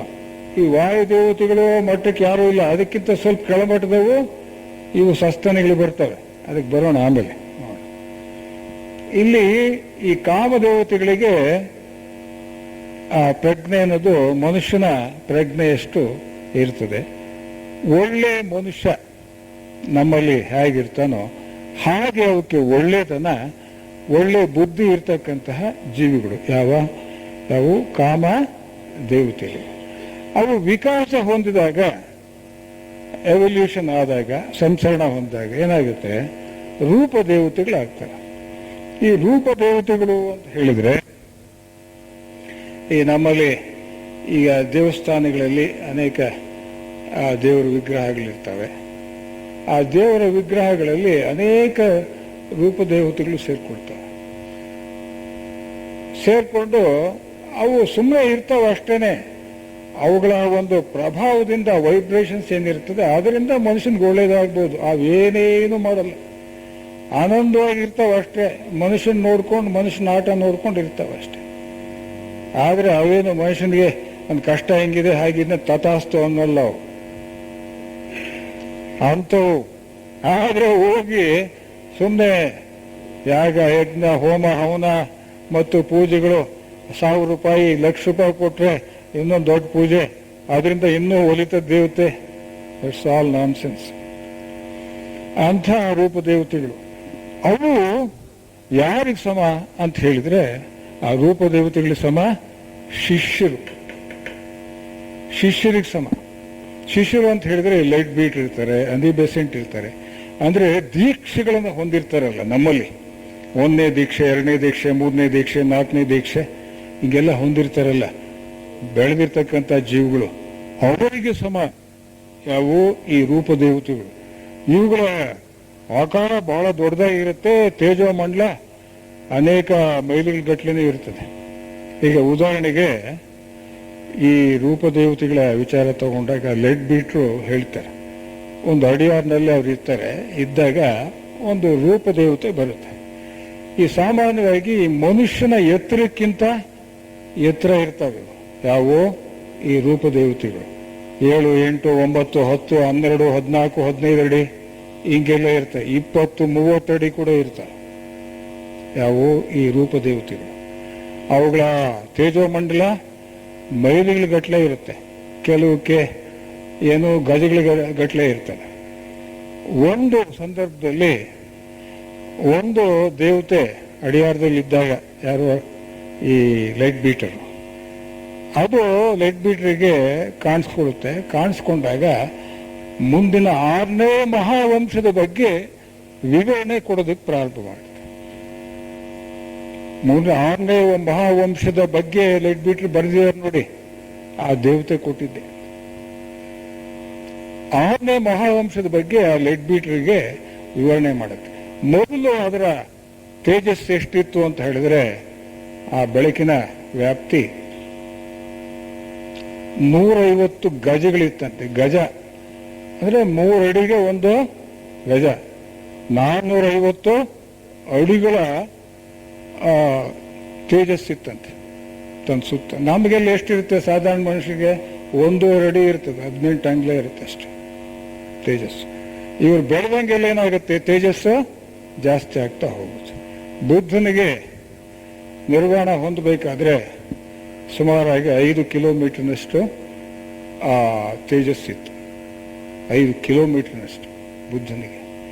ಈಗ ಕೂತಂಬಿ ಮಹರ್ಷಿಗಳಿಗೆ 4.25 ಕಿಲೋಮೀಟರ್ ಇದೆ. ಏನು ತೇಜಸ್ಸು 4.25 ಕಿಲೋಮೀಟರ್. ನಮಗೆಲ್ಲ 1.5 ಅಡಿ, 2 ಅಡಿ, 3 ಅಡಿ, 5 ಅಡಿ, 10 ಅಡಿ. ಆ ದೇವತೆ ಲೈಟ್ ಬೀಟರ್ ಕಂಡಿದ್ದು 150 ಗಜಗಳು, ಅಂದ್ರೆ 450 ಅಡಿಗಳು. 6ನೇ ಮಹಾವಂಶದ ಬಗ್ಗೆ ವಿವರಣೆ ಕೊಡೋದಕ್ಕೆ ಯಾವಾಗ ಪ್ರಾರಂಭ ಮಾಡ್ತೋ, ಅದರ ತೇಜಸ್ಸು, ತೇಜೋಮಂಡಲ ಸುಮಾರು 1 ಕಿಲೋಮೀಟರ್ನಷ್ಟು ಬೆಳೀತಂತೆ. 1 ಕಿಲೋಮೀಟರ್ನಷ್ಟು ಬೆಳೀತಾ ಹೋಯ್ತಂತೆ ತೇಜಸ್ಸು. ಇವಾಗ ನಾವು ಬಹಳ ಚೆನ್ನಾಗಿ ಭಕ್ತಿಯಿಂದ ನಾವೇನಾದ್ರೂ ವಿಚಾರಗಳನ್ನು ಮಾತಾಡಿದ್ರೆ, ಸಂತೋಷದಿಂದ ಮಾತಾಡಿದ್ರೆ, ನಮ್ಮಲ್ಲಿರ್ತಕ್ಕಂಥ 2 ಅಡಿ ತೇಜಸ್ಸು 4 ಅಡಿ 5 ಅಡಿ ಆಗುತ್ತೆ. ಹಂಗೆ ಆದ್ರೆ ಮಾತ್ರ ಆ ತೇಜಸ್ಸು ಏನಿರ್ತದೆ, ಆ ತೇಜೋಮಂಡಲ ಅಂತಕ್ಕಂಥದ್ದು ವ್ಯಕ್ತಿಯ ಪ್ರಜ್ಞೆಯ ವಿಕಾಸವನ್ನ ತಿಳಿಸುತ್ತದೆ. ತೇಜಸ್ಸು ಹೆಚ್ಚಿದಂಗೆಲ್ಲ ಏನಾಗುತ್ತೆ, ಪ್ರಜ್ಞೆ ಜಾಸ್ತಿ ಪೂರ್ಣತ್ವಕ್ಕೆ ಸಮೀಪ ಇರ್ತದೆ. 450 ಅಡಿ ಇದ್ದಿದ್ದು ಎಷ್ಟಾಗುತ್ತೆ ಅಂತಂದ್ರೆ, ಅಂದ್ರೆ 150 ಗಜ ಅಂತ ಅಂದ್ರೆ 140 ಮೀಟರ್ ಅಂತ ಇಟ್ಕೋಬಹುದು. 140 ಮೀಟರ್ ಇದ್ದಿದ್ದು ಏನಾಗುತ್ತೆ, ಅದು ವಿವರಣೆ ಕೊಟ್ಟಂಗೆಲ್ಲ 1 ಕಿಲೋಮೀಟರ್ ಮೇಲೆ, ಅಂದ್ರೆ 1000 ಮೀಟರ್ ಆಚೆ ತೇಜಸ್ಸು ಅದಕ್ಕೆ. ಆಮೇಲೆ ಒಬ್ಬ ಮಹಾರಾಜರು, ಜಯಚಾಮರಾಜ ಒಡೆಯರೇನಿದ್ರೆ ಅವರ ದೊಡ್ಡಪ್ಪ, ಅವರೇ ತಾನ ಕಿಂಗ್ ಆಗಿದ್ದು, ನಮ್ಮ ಮೈಸೂರು ರಾಜ. ಒಂದ್ಸತಿ ಮೈಸೂರಿಗೆ ಹೋದಾಗ ಆ ದಸರಾದಲ್ಲಿ ಲೈಟ್ ಬೀಟರ್ ನೋಡ್ತಾರೆ. ಎಲ್ಲ ಜನಸಂದಣಿ ಇದೆ, ಎಸ್ಕಾರ್ಟ್ ರಕ್ಷಣಾ ದಳದವರಿದ್ದಾರೆ. ಹಿಂಗೆಲ್ಲ ಜನಸಂದಣಿ ಇದ್ದಾಗ ನೋಡಿದಾಗ ರಾಜನ ತೇಜಸ್ಸೇ ಜಾಸ್ತಿ ಇತ್ತಂತೆ. ಆತ ಸ್ವಲ್ಪ ಬೆಳೆದಿರ್ತಕ್ಕಂಥ ವ್ಯಕ್ತಿ, ಚಾಮರಾಜೇಂದ್ರ ಒಡೆಯರ, ಜಯಚಾಮರಾಜೇಂದ್ರ ಒಡೆಯರ ದೊಡ್ಡಪ್ಪ, ಒಳ್ಳೆ ಜೀವಿ ಆತ. ಆಮೇಲೆ ಎಸ್ಕಾರ್ಟ್ ಏನಿತ್ತು ಅದು ಫಿಸಿಕಲ್ ಎಸ್ಕಾರ್ಟ್ ನಾವು ನೋಡ್ತಾ ಇದ್ರು. ಅದಾದ್ಮೇಲೆ ಆತನ ಕಂಡಿದ್ದು ದಿವ್ಯ ದೃಷ್ಟಿಯಿಂದ ನೋಡಿದಾಗ ಏನು ಈ ರಕ್ಷಣಾ ದಳದ ಸಂಖ್ಯೆ ಇತ್ತು, ಅದ್ರ 2ರಷ್ಟು ತೇಜಸ್ಸುಳ್ಳ ದೇವತೆಗಳ ಸಂಖ್ಯೆ ಇತ್ತಂತೆ. ಎಲ್ಲರಿಗೂ ಬೇರೆ ಕಾಣಿಸಲ್ಲ, ಅಂತಹ ಮಹನೀಯರಿಗೆ ಮಾತ್ರ ಕಾಣಿಸೋದು. ಯಾರಿಗೆ ದಿವ್ಯ ದೃಷ್ಟಿ ಇರ್ತದೆಯೋ ಅವರಿಗೆ 2ರಷ್ಟು ಎಸ್ಕಾರ್ಟ್ ಅಂತ. ಯಾವುದು ಗಾರ್ಡ್ಸ್, ಅವರು 8 ಅಡಿ 10 ಅಡಿ 12 ಅಡಿ ಹಿಂಗೆಲ್ಲ ಇರೋರಂತೆ ಅದರಲ್ಲಿ. ಅಂಥ ಮೆರವಣಿಗೆ, ಅಂಥ ಉತ್ಸವಗಳು ಇಂಥ ಸಂದರ್ಭದಲ್ಲಿ ಅವು ಬಂದು ಸೇರ್ತವೆ. ಸೇರಿದಾಗ ಏನಾಗುತ್ತೆ, ಆ ವಾತಾವರಣವೇ ಬೇರೆ ಆಗಿರುತ್ತೆ, ದಿವ್ಯ ವಾತಾವರಣ ಇರ್ತದೆ. ಹೀಗೆ ಅದನ್ನ ಹೇಳ್ತಾರೆ. ಆಮೇಲೆ ಜಾಫ್ರೆ ಹೆಡ್ಸನ್ ಅಡಿಯಾರ್ನಲ್ಲಿ ಆಲ್ಮರ ಇದೆಯಲ್ಲ, ಅದರಲ್ಲಿ ಒಂದು ದೇವತೆ ಇತ್ತಂತೆ, ಒಂದೇ ಒಂದು ದೇವತೆ, ಸುಮಾರು 12 ಅಡಿ 13 ಅಡಿ ಇತ್ತಂತೆ.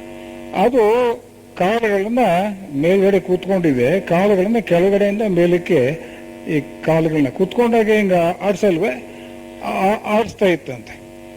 ಆಮೇಲೆ 2-3 ಅಡಿ ದೇವತೆಗಳಿದ್ವು ಅಂತೆ. ಆಮೇಲೆ 5 ಇಂಚು 6 ಇಂಚು 10 ಇಂಚು ದೇವತೆಗಳು ಅವು ಬೇರೆ.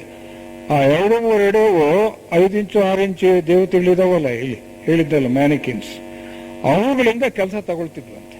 ಅದು ಮಾಡು ಇದು ಮಾಡು ಅಂತ ಹೇಳಿ. ಈ ದೇವತೆ ನೆಕ್ಸ್ಟ್ ದೇವತೆಗಳಿದ್ವಲ್ಲ 2-3 ಅಡಿವು, ಅವಕ್ಕೆ ಆರ್ಡರ್ ಕೊಡ್ತಾ ಇತ್ತಂತೆ.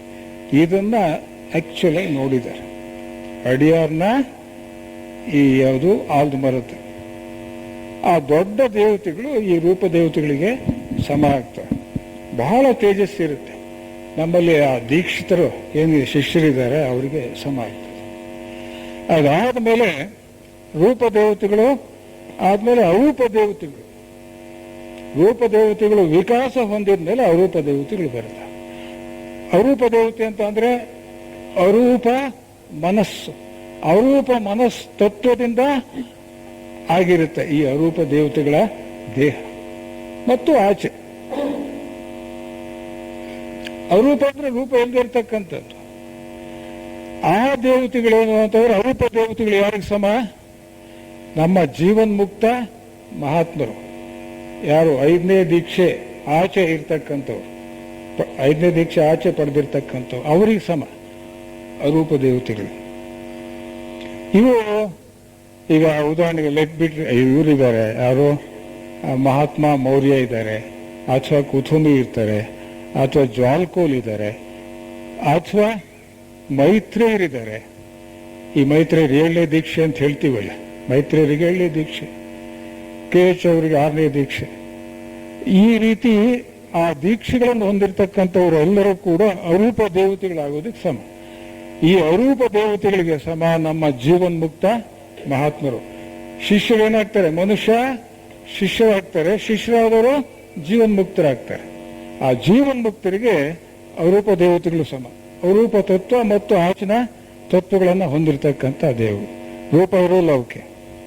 ಈ ಅರೂಪ ದೇವತೆಗಳಲ್ಲಿ ಮುಖ್ಯವಾಗಿ ತಿಳಿಸ್ತಕ್ಕಂಥದ್ದೇನು ಅಂತ ಹೇಳಿದ್ರೆ, ಈ ನಮ್ಮ ಭೂಮಂಡಲ ಇದೆ. ಭೂಮಂಡಲದಲ್ಲಿ ಈ ಉತ್ತರ, ದಕ್ಷಿಣ, ಪೂರ್ವ, ಪಶ್ಚಿಮ 4 ದಿಕ್ಕುಗಳಿಗೆ 4 ದೇವರಾಜರಿದ್ದಾರೆ ನೋಡ್ಕೊಳ್ಳೋದಕ್ಕೆ. 4 ದಿಕ್ಕುಗಳಿಗೆ 4 ದೇವರಾಜರು. ಈ ಉತ್ತರ ದಿಕ್ಕಿನಲ್ಲಿ ಇರ್ತಕ್ಕಂತಹ ದಿಕ್ಪಾಲ ಯಾರು, ದೇವರಾಜ ಯಾರು ಅಂತ ಹೇಳಿದ್ರೆ ಕುಬೇರ. ಕುಬೇರ ಅಂತ ಹೇಳ್ತೀವಲ್ಲ, ಆ ಯಕ್ಷರ ಆ ದೇವತೆ, ದೊಡ್ಡ ದೇವರು. ಯಕ್ಷ, ಗಂಧರ್ವ, ಕಿನ್ನರ, ಕಿಂಪುರುಷ ಅವೆಲ್ಲ ದೇವತೆಗಳು, ಸೆಮಿ ಗಾಡ್ಸ್ ಅವೆಲ್ಲ.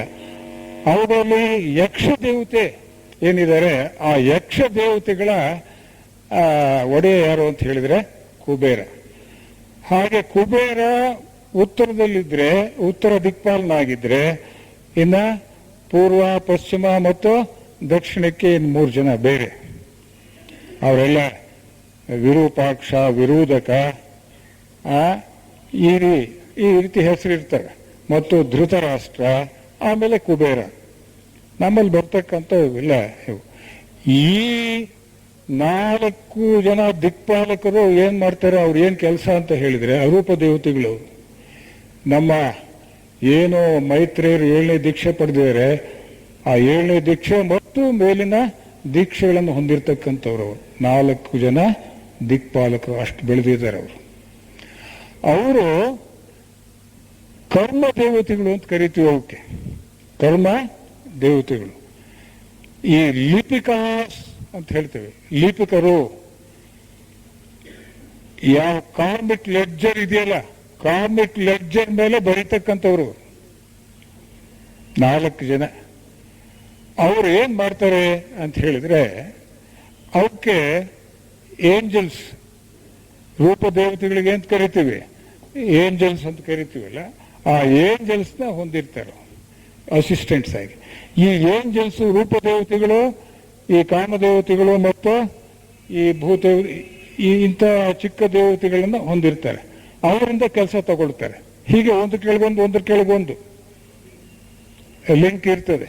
ಈ ನಮ್ಮಲ್ಲೆಲ್ಲ ಹೈಯೆಸ್ಟ್ ಆಫೀಸರ್ ಡೈರೆಕ್ಟರ್ ಇರ್ತಾನೆ, ನೆಕ್ಸ್ಟ್ ಅಸಿಸ್ಟೆಂಟ್ ಡೈರೆಕ್ಟರ್ಸ್ ಇರ್ತಾರೆ, ನೆಕ್ಸ್ಟ್ ಇದು first division clerks, second division clerks, ಹಿಂಗೆಲ್ಲ ಇರಲ್ವೇ?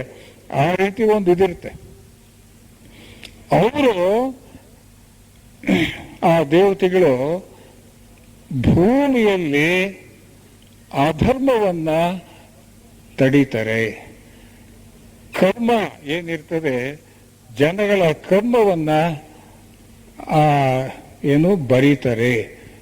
ಯಾರ್ಯಾರ ಕರ್ಮ ಎಷ್ಟೆಷ್ಟಿದೆ, ಯಾವ್ಯಾವುದು ಒಳ್ಳೇದು ಯಾವುದು ಕೆಟ್ಟದ್ದು ಯಾವುದು ಅಂತ ಬರೀತಕ್ಕಂಥ ಲಿಪಿಕಾಸ್ ಅಂತ ಕರೀತಾರೆ. ಲಿಪಿಕರು ಅಂತ ಹೇಳಿ ಆ ಕರ್ಮ ದೇವತೆಗಳು ಅವರು.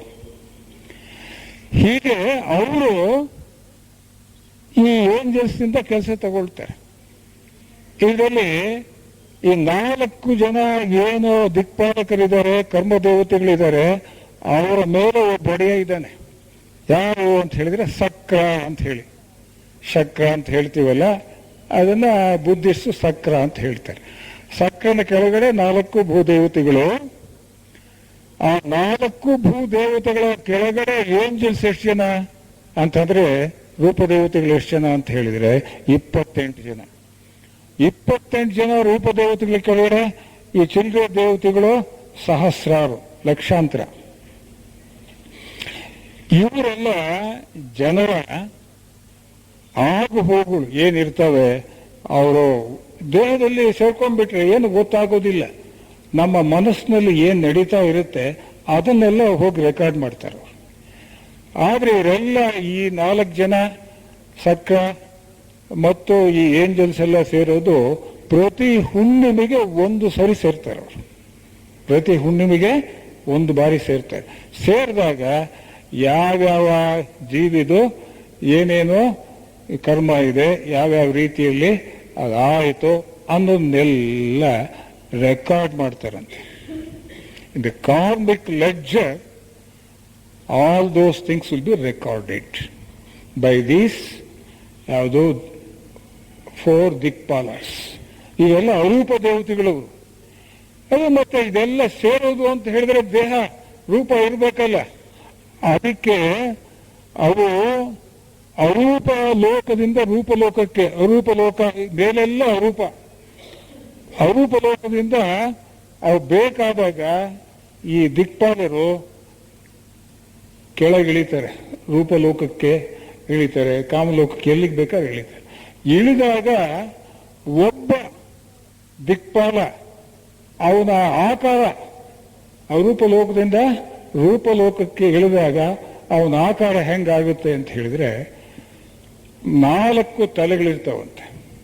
ಆಕಾರ ಬಂದಾಗ ಯಾರು ದಿಕ್ಪಾಲರು ಅರೂಪ ದೇಹಗಳನ್ನು ಹೊಂದಿರತಕ್ಕಂಥವ್ರು ರೂಪನೇ ಹೊಂದಿರೋಲ್ಲ, ಕೆಳಗಿಳಿದಾಗ ರೂಪ ಹೊಂದಿದಾಗ 4 ತಲೆಗಳು ಬರ್ತವೆ. ಒಂದು ಮನುಷ್ಯನ ತಲೆ, ದಿಕ್ಪಾಲರಿಗಿರ್ತಕ್ಕಂತಹ 4 ತಲೆಗಳು ಯಾವುವು? ಒಂದು ಮನುಷ್ಯನ ತಲೆ, ಇನ್ನೊಂದು ಸಿಂಹದ ತಲೆ, ಇನ್ನೊಂದು ಎತ್ತು ಋಷಭ ಅದರ ತಲೆ, ಇನ್ನೊಂದು ಗರುಡನ ತಲೆ. ಗರುಡನ ತಲೆ ಅಂತ ಹೇಳಿದ್ರೆ ಸುಮ್ಮನೆ ಹಿಂಗೆ ನೋಡಿದ ತಕ್ಷಣ ಬರ್ಡ್ಸ್ ಐ ವ್ಯೂ ಅಂತ ಹೇಳ್ತಾ ಹಿಂಗೆ ನೋಡಿದ ತಕ್ಷಣ ಗೊತ್ತಾಗ್ಬಿಡುತ್ತೆ. ಹಾಗೆ ಒಂದೊಂದಕ್ಕೆ ಒಂದೊಂದು ಕೆಪಾಸಿಟಿ ಇರುತ್ತೆ. ಮನುಷ್ಯನಿಗೆ ಜ್ಞಾನ ಇರ್ತಕ್ಕಂಥ ಸಿಂಹ ಅಂತಂದ್ರೆ ಎಷ್ಟೇ ಇದಾಗಲಿ ದುರ್ಭರವಾಗಲಿ ಅಷ್ಟು ಧೈರ್ಯ ಇಟ್ಕೊಂಡು ಮಾಡ್ತಕ್ಕಂಥದ್ದು. ಋಷಭ ಅಂತಂದ್ರೆ to carry out the orders, higher orders. ಅವು 4 ತಲೆಗಳಿರ್ತಾವಂತೆ ರೂಪ ದೇವತೆಗಳು ಆದಾಗ, ಅವು ಕೆಳಗೆ ಇಳಿದಾಗ ಅದೆಲ್ಲ ಅಕೌಂಟ್ ತಗೊಂಡ್ಬಿಟ್ಟು ಆ ಲೆಡ್ಜರ್ನಲ್ಲಿ ಇದು ಮಾಡ್ತವೆ. ಹಾಗೆ ಮುಂದೆ ಆ ಮನುಷ್ಯ ಸಾಯ್ತಾನೆ. ಸತ್ತ ಮೇಲೆ ಪುನಃ ಹುಟ್ಟಬೇಕಲ್ಲ, ಆ ಪ್ರೋಸೆಸ್ ಆಗ್ತದೆ. ಅದಾದ್ಮೇಲೆ ಏನಾಗುತ್ತೆ, ಯಾವ ತಂದೆ ತಾಯಿಗೆ ಹುಟ್ಟಬೇಕು ಈ ವ್ಯಕ್ತಿಯ ಕರ್ಮ ಎಂಥದೋ, ಮುಂದಿನ ಪ್ರಾರಬ್ಧ ಕರ್ಮ 100% ಕರ್ಮ ಇತ್ತು, ಸಂಚಿತ ಕರ್ಮ ಇತ್ತು ಅಂತ ಅದರಲ್ಲಿ ಒಂದು 10% ತಗೊಂಡ್ಬಿಟ್ಟು ಆ ಪ್ರಾರಬ್ಧ ಕರ್ಮ ಯಾವುದು ಒಳ್ಳೆಯದು ಯಾವುದು ಕೆಟ್ಟದ್ದು ಅವನಿಗೆ ಆಗಬೇಕು, ಒಟ್ಟಲ್ಲಿ ವಿಕಾಸ ಹೊಂದಬೇಕು. ಅಂತಹ ಕರ್ಮವನ್ನ ಅವು ಕೊಡ್ತಾವಂತೆ. ಬಹಳ ಇಂಟೆಲಿಜೆನ್ಸು ಯಾವ ರೂಪದೇವತೆಗಳಾಗಲಿ ಮತ್ತು ಈ ದೇವರಾಜರಾಗಲಿ ಬಹಳ ಇಂಟೆಲಿಜೆನ್ಸ್ ಕೊಟ್ಟುಬಿಟ್ಟು ಆ ವ್ಯಕ್ತಿಯ ಈಥರಿಕ್ ಡಬಲ್ ಅಂತ ಹೇಳ್ತೀವಲ್ಲ, ಅಂದ್ರೆ ಈ ನಮ್ಮ ಪ್ರಾಣಮಯ ಕೋಶ ಇರುತ್ತಲ್ಲ, ಆ ಪ್ರಾಣಮಯ ಕೋಶವನ್ನ ಅವರ ಕರ್ಮಾನುಸಾರ ರಚಿಸಿ, ಪ್ರಾಣಮಯ ಕೋಶವನ್ನು ಕರ್ಮಾನುಸಾರ ರಚಿಸಿ ಆ ತಾಯಿಯ ಗರ್ಭದಲ್ಲಿ ಕಳಿಸ್ಬಿಡ್ತಾರಂತೆ. ಕಳಿಸಿ ಇದು ಸುಮಾರು 3-3.5 ತಿಂಗಳು ಆದಮೇಲೆ ಡಾಕ್ಟರ್ ಇದ್ದಾರೆ, 3.5 ತಿಂಗಳವರೆಗೂ ಏನು ಇದಾಗೋದಿಲ್ಲ, ಬರೀ ಪಿಂಡ ಬೆಳ್ಕೊಡ್ತಾ ಇರುತ್ತೆ. 3.5 ತಿಂಗಳು ಆದಮೇಲೆ ಸ್ವಲ್ಪ ಮಿಸ್ಕೊಡೋದಕ್ಕೆ ಪ್ರಾರಂಭವಾಗುತ್ತೆ. ತಾಯಂದರಿಗೆ ಗೊತ್ತು ಅಷ್ಟೇನೆ, ನಮಗೂ ನಿಮ್ಗೇನು ಗೊತ್ತು ಇಲ್ಲ ಅಲ್ವೇ? 3.5 ತಿಂಗಳಾದ್ಮೇಲೆ ಆ 3.5 ತಿಂಗಳ ಟೈಮ್ದಲ್ಲಿ ಇದನ್ನ ಯಾವುದು ಈಥರಿಕ್ ಡಬಲ್ ಪ್ರಾಣಮಯ ಕೋಶ ಅವ್ರ ಕರ್ಮಾನುಸಾರ ಬರೆದುಬಿಟ್ಟು ರೂಪಿಸಿ ಕಳಿಸ್ಬಿಡ್ತಾರಂತೆ. ಬಹಳ ದೊಡ್ಡ ಇದು. ಒಂದೊಂದು ಸತಿ ಅವರಿಗೆ ಈ ಜೀವಿ ಏನಿದಾನೆ ಆ ಜೀವಿ ಬಹಳ ಕಾಂಪ್ಲಿಕೇಶನ್ಸ್ ಮಾಡ್ಕೊಂಡಿರ್ತಾನೆ. ಇವನ್ನ ಯಾವ ತಂದೆ ತಾಯಿ ಹುಟ್ಟಿಸ್ಬೇಕಪ್ಪ ಅಂತ ಹೇಳ್ಬಿಟ್ಟು ಅವ್ರಿಗೇನೆ ಒಂದೊಂದು ಸತಿ ಒಂದು ಏನು ಕನ್ಫ್ಯೂಷನ್ ಆಗೋಗ್ಬಿಡುತ್ತಂತೆ. ಮಹಾಜಾಣರು ಅವರು, ಅವ್ರಿಗೆ ತಿಕ್ಕಿಡ್ಸೋರು ನಾವು. ನೋಡಿ ನಮ್ಮ ಕರ್ಮ ಏನಿದೆ ಅಷ್ಟು ಕಾಂಪ್ಲಿಕೇಟ್ ಮಾಡ್ಕೊಳ್ತೀವಿ ನಾವು, ಸರಳವಾಗಿರೋದೇ ಇಲ್ಲ, ಸರಳವಾಗಿ ಜೀವಿಸೋದೇ ಇಲ್ಲ ನಾವು, ಅತಿ ಊಹೆಗಳು ಮಾಡ್ಕೊಳ್ತೀವಿ ನಾವು. ಏನಿರುತ್ತೋ ಅಷ್ಟು ಅದನ್ನು ಮಾತ್ರ ಮಾಡಬೇಕು, ಸುಮ್ಮನೆ ಇರಬೇಕು. ಇಲ್ಲ ಅದಂಗಾಗುತ್ತೆ, ಇದು ಹಿಂಗಾಗುತ್ತೆ, ಹಂಗೆ ಹೊಡೆದ್ರೆ ಹಂಗೆ ಹೋಗ್ತಾನೆ, ಹಿಂಗಾಗುತ್ತೆ, ಇನ್ನೊಬ್ಬರ ಮೇಲೆ ಪಾನ್ಸ್ ಮಾಡೋದೇ ನಾವು ದುರ್ಬುದ್ಧಿ. ಅದಕ್ಕೆ ಆ ದೇವತೆಗಳು ನಮ್ಮಿಂದ ಬಹಳ ದೂರ ಇರ್ತಾವು. ಹೀಗೆ ಇರುತ್ತೆ ಅದು. ಅಂಥ ಅರೂಪ ದೇವತೆಗಳು. ಅವುಗಳ ಆಚೆ ಇರ್ತಕ್ಕಂಥ ದೇವತೆಗಳು ಯಾರಪ್ಪ ಅಂತ ಹೇಳಿದ್ರೆ, ಇವು ಅರೂಪ ದೇವತೆಗಳು. ಇಲ್ಲಿ ಪ್ರಜ್ಞೆ ಹೆಚ್ಚಾಗಿರುತ್ತೆ ಅವಕ್ಕೆ, ದೇವರಾಜರಿಗೆ. ಅದಾದ್ಮೇಲೆ ಬುದ್ಧಿ ಪ್ರಜ್ಞೆ ಹೆಚ್ಚಾಗಿ ಇರ್ತಕ್ಕಂಥವ್ರು, ಆತ್ಮ ಪ್ರಜ್ಞೆ, ಅನುಪಾದಕ ಆದಿ ಪ್ರಜ್ಞೆ ಇರ್ತಕ್ಕಂಥ ದೇವತೆಗಳು ಬೇರೆ ಇದ್ದಾರೆ. ಆ ಮನುಷ್ಯನಿಂದ ಬರ್ತಕ್ಕಂಥವ್ರು ಯಾರು?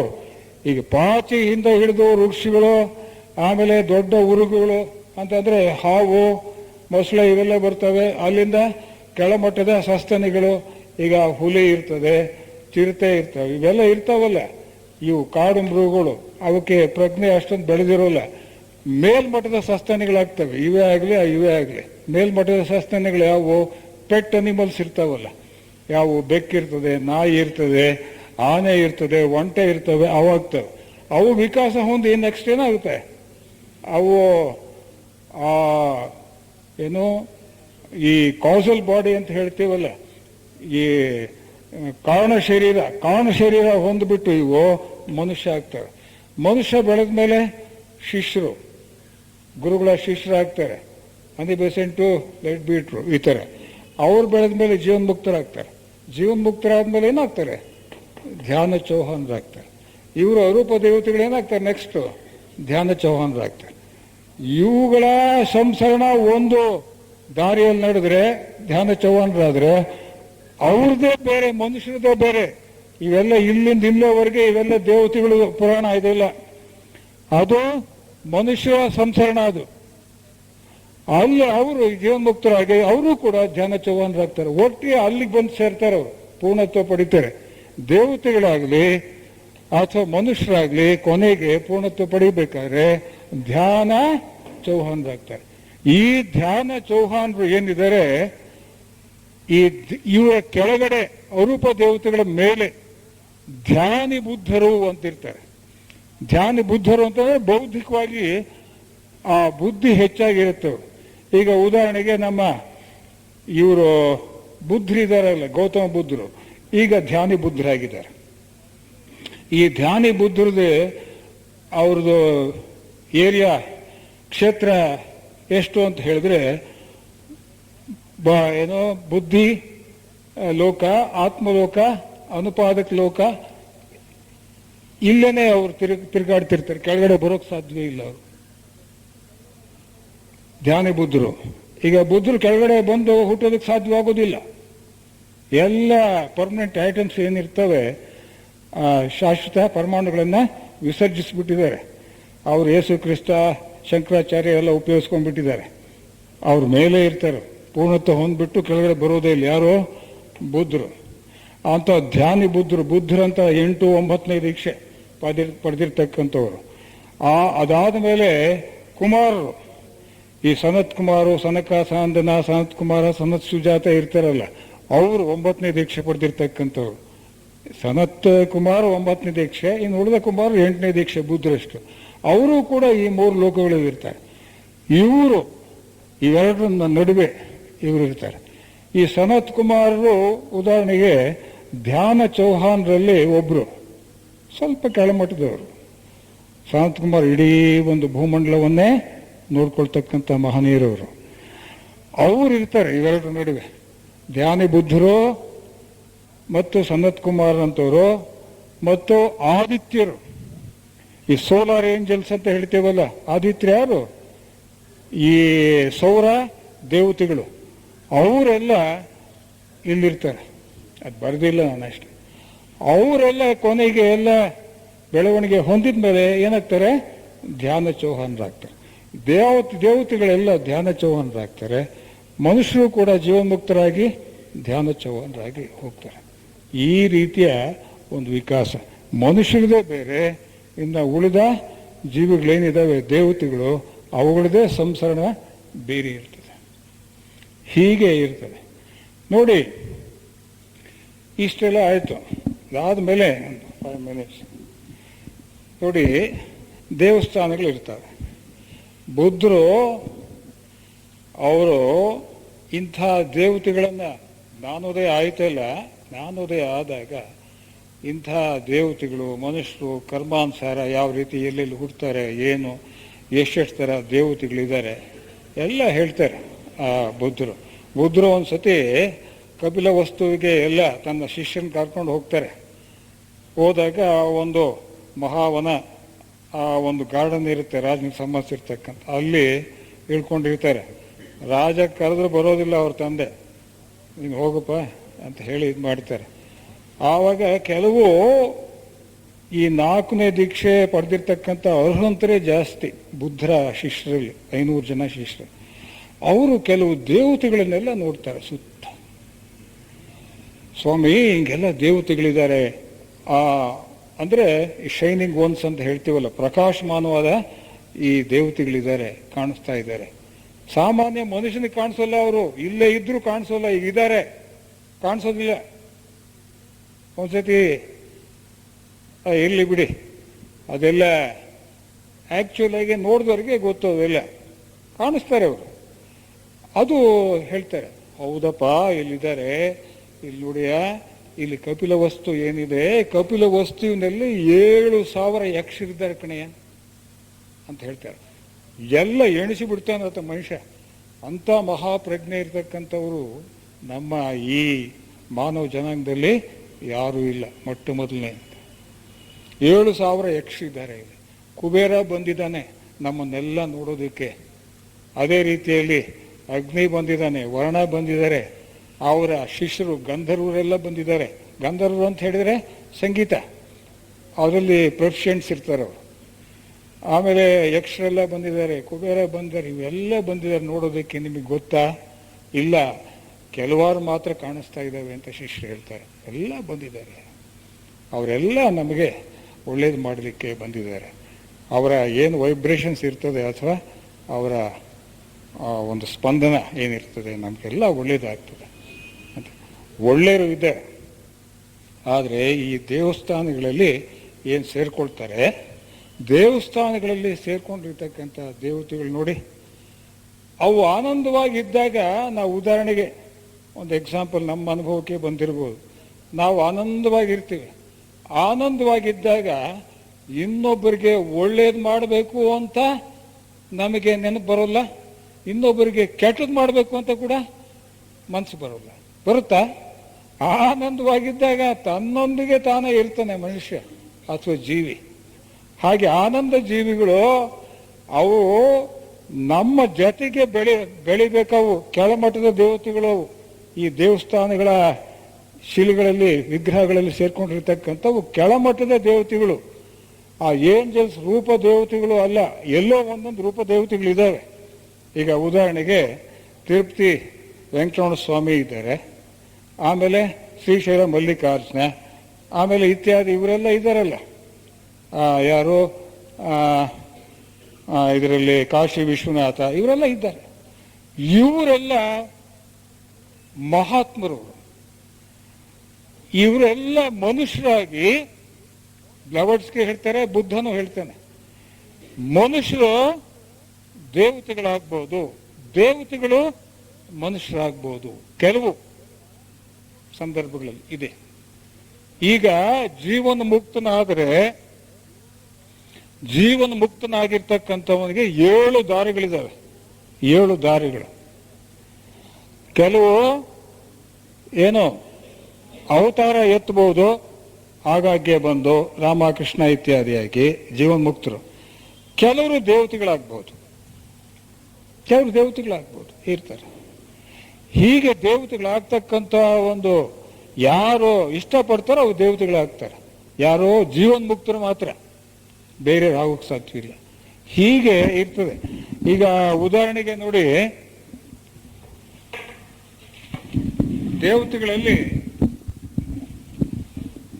ಎಷ್ಟೊಂದು 5 minutes ನೋಡಿ. ಇದರಲ್ಲಿ ಇದು ವನ ದೇವತೆ. ಇದು ಎತ್ತರ ಎಷ್ಟು ಅಂತ ಅಂದ್ರೆ 30 ಅಡಿ ಇದೆ ಒಂದು ದೇವತೆಗೆ. ಇವಕ್ಕೇನೋ ಕಾಲುಗಳಿರೋದಿಲ್ಲ, ಇವು ರೆಕ್ಕೆಗಳಿದ್ದಂಗೆ ಇರ್ತವೆ ಅಥವಾ ಕೈಗಳಿರ್ತವೆ. ಅವುಗಳೇನೋ ಉಪಯೋಗಿಸ್ಕೊಳ್ಳೋದಿಲ್ಲ. ಅವು ಇಚ್ಛೆ ಒಂದು ಕಡೆ ಹೋಗ್ತವೆ. ಇದು ಬೆಳೆದಿರ್ತಕ್ಕಂತಹ ರೂಪದೇವ. ಇದು ಒಂದೊಂದು ವನಕ್ಕೆ ಒಂದು ವನ ದೇವತೆ ಇರುತ್ತೆ, ಒಂದೊಂದು ವೃಕ್ಷಕ್ಕೇನೆ ಒಂದು ವೃಕ್ಷ ದೇವತೆ ಇರುತ್ತೆ. ಅವು 4-5 ಅಡಿ ಇರ್ತವೆ ವೃಕ್ಷಗಳಿಗೆ. ಇದು ವನ ದೇವತೆ ಅಂದ್ರೆ ದೊಡ್ಡದಿಲ್ಲ.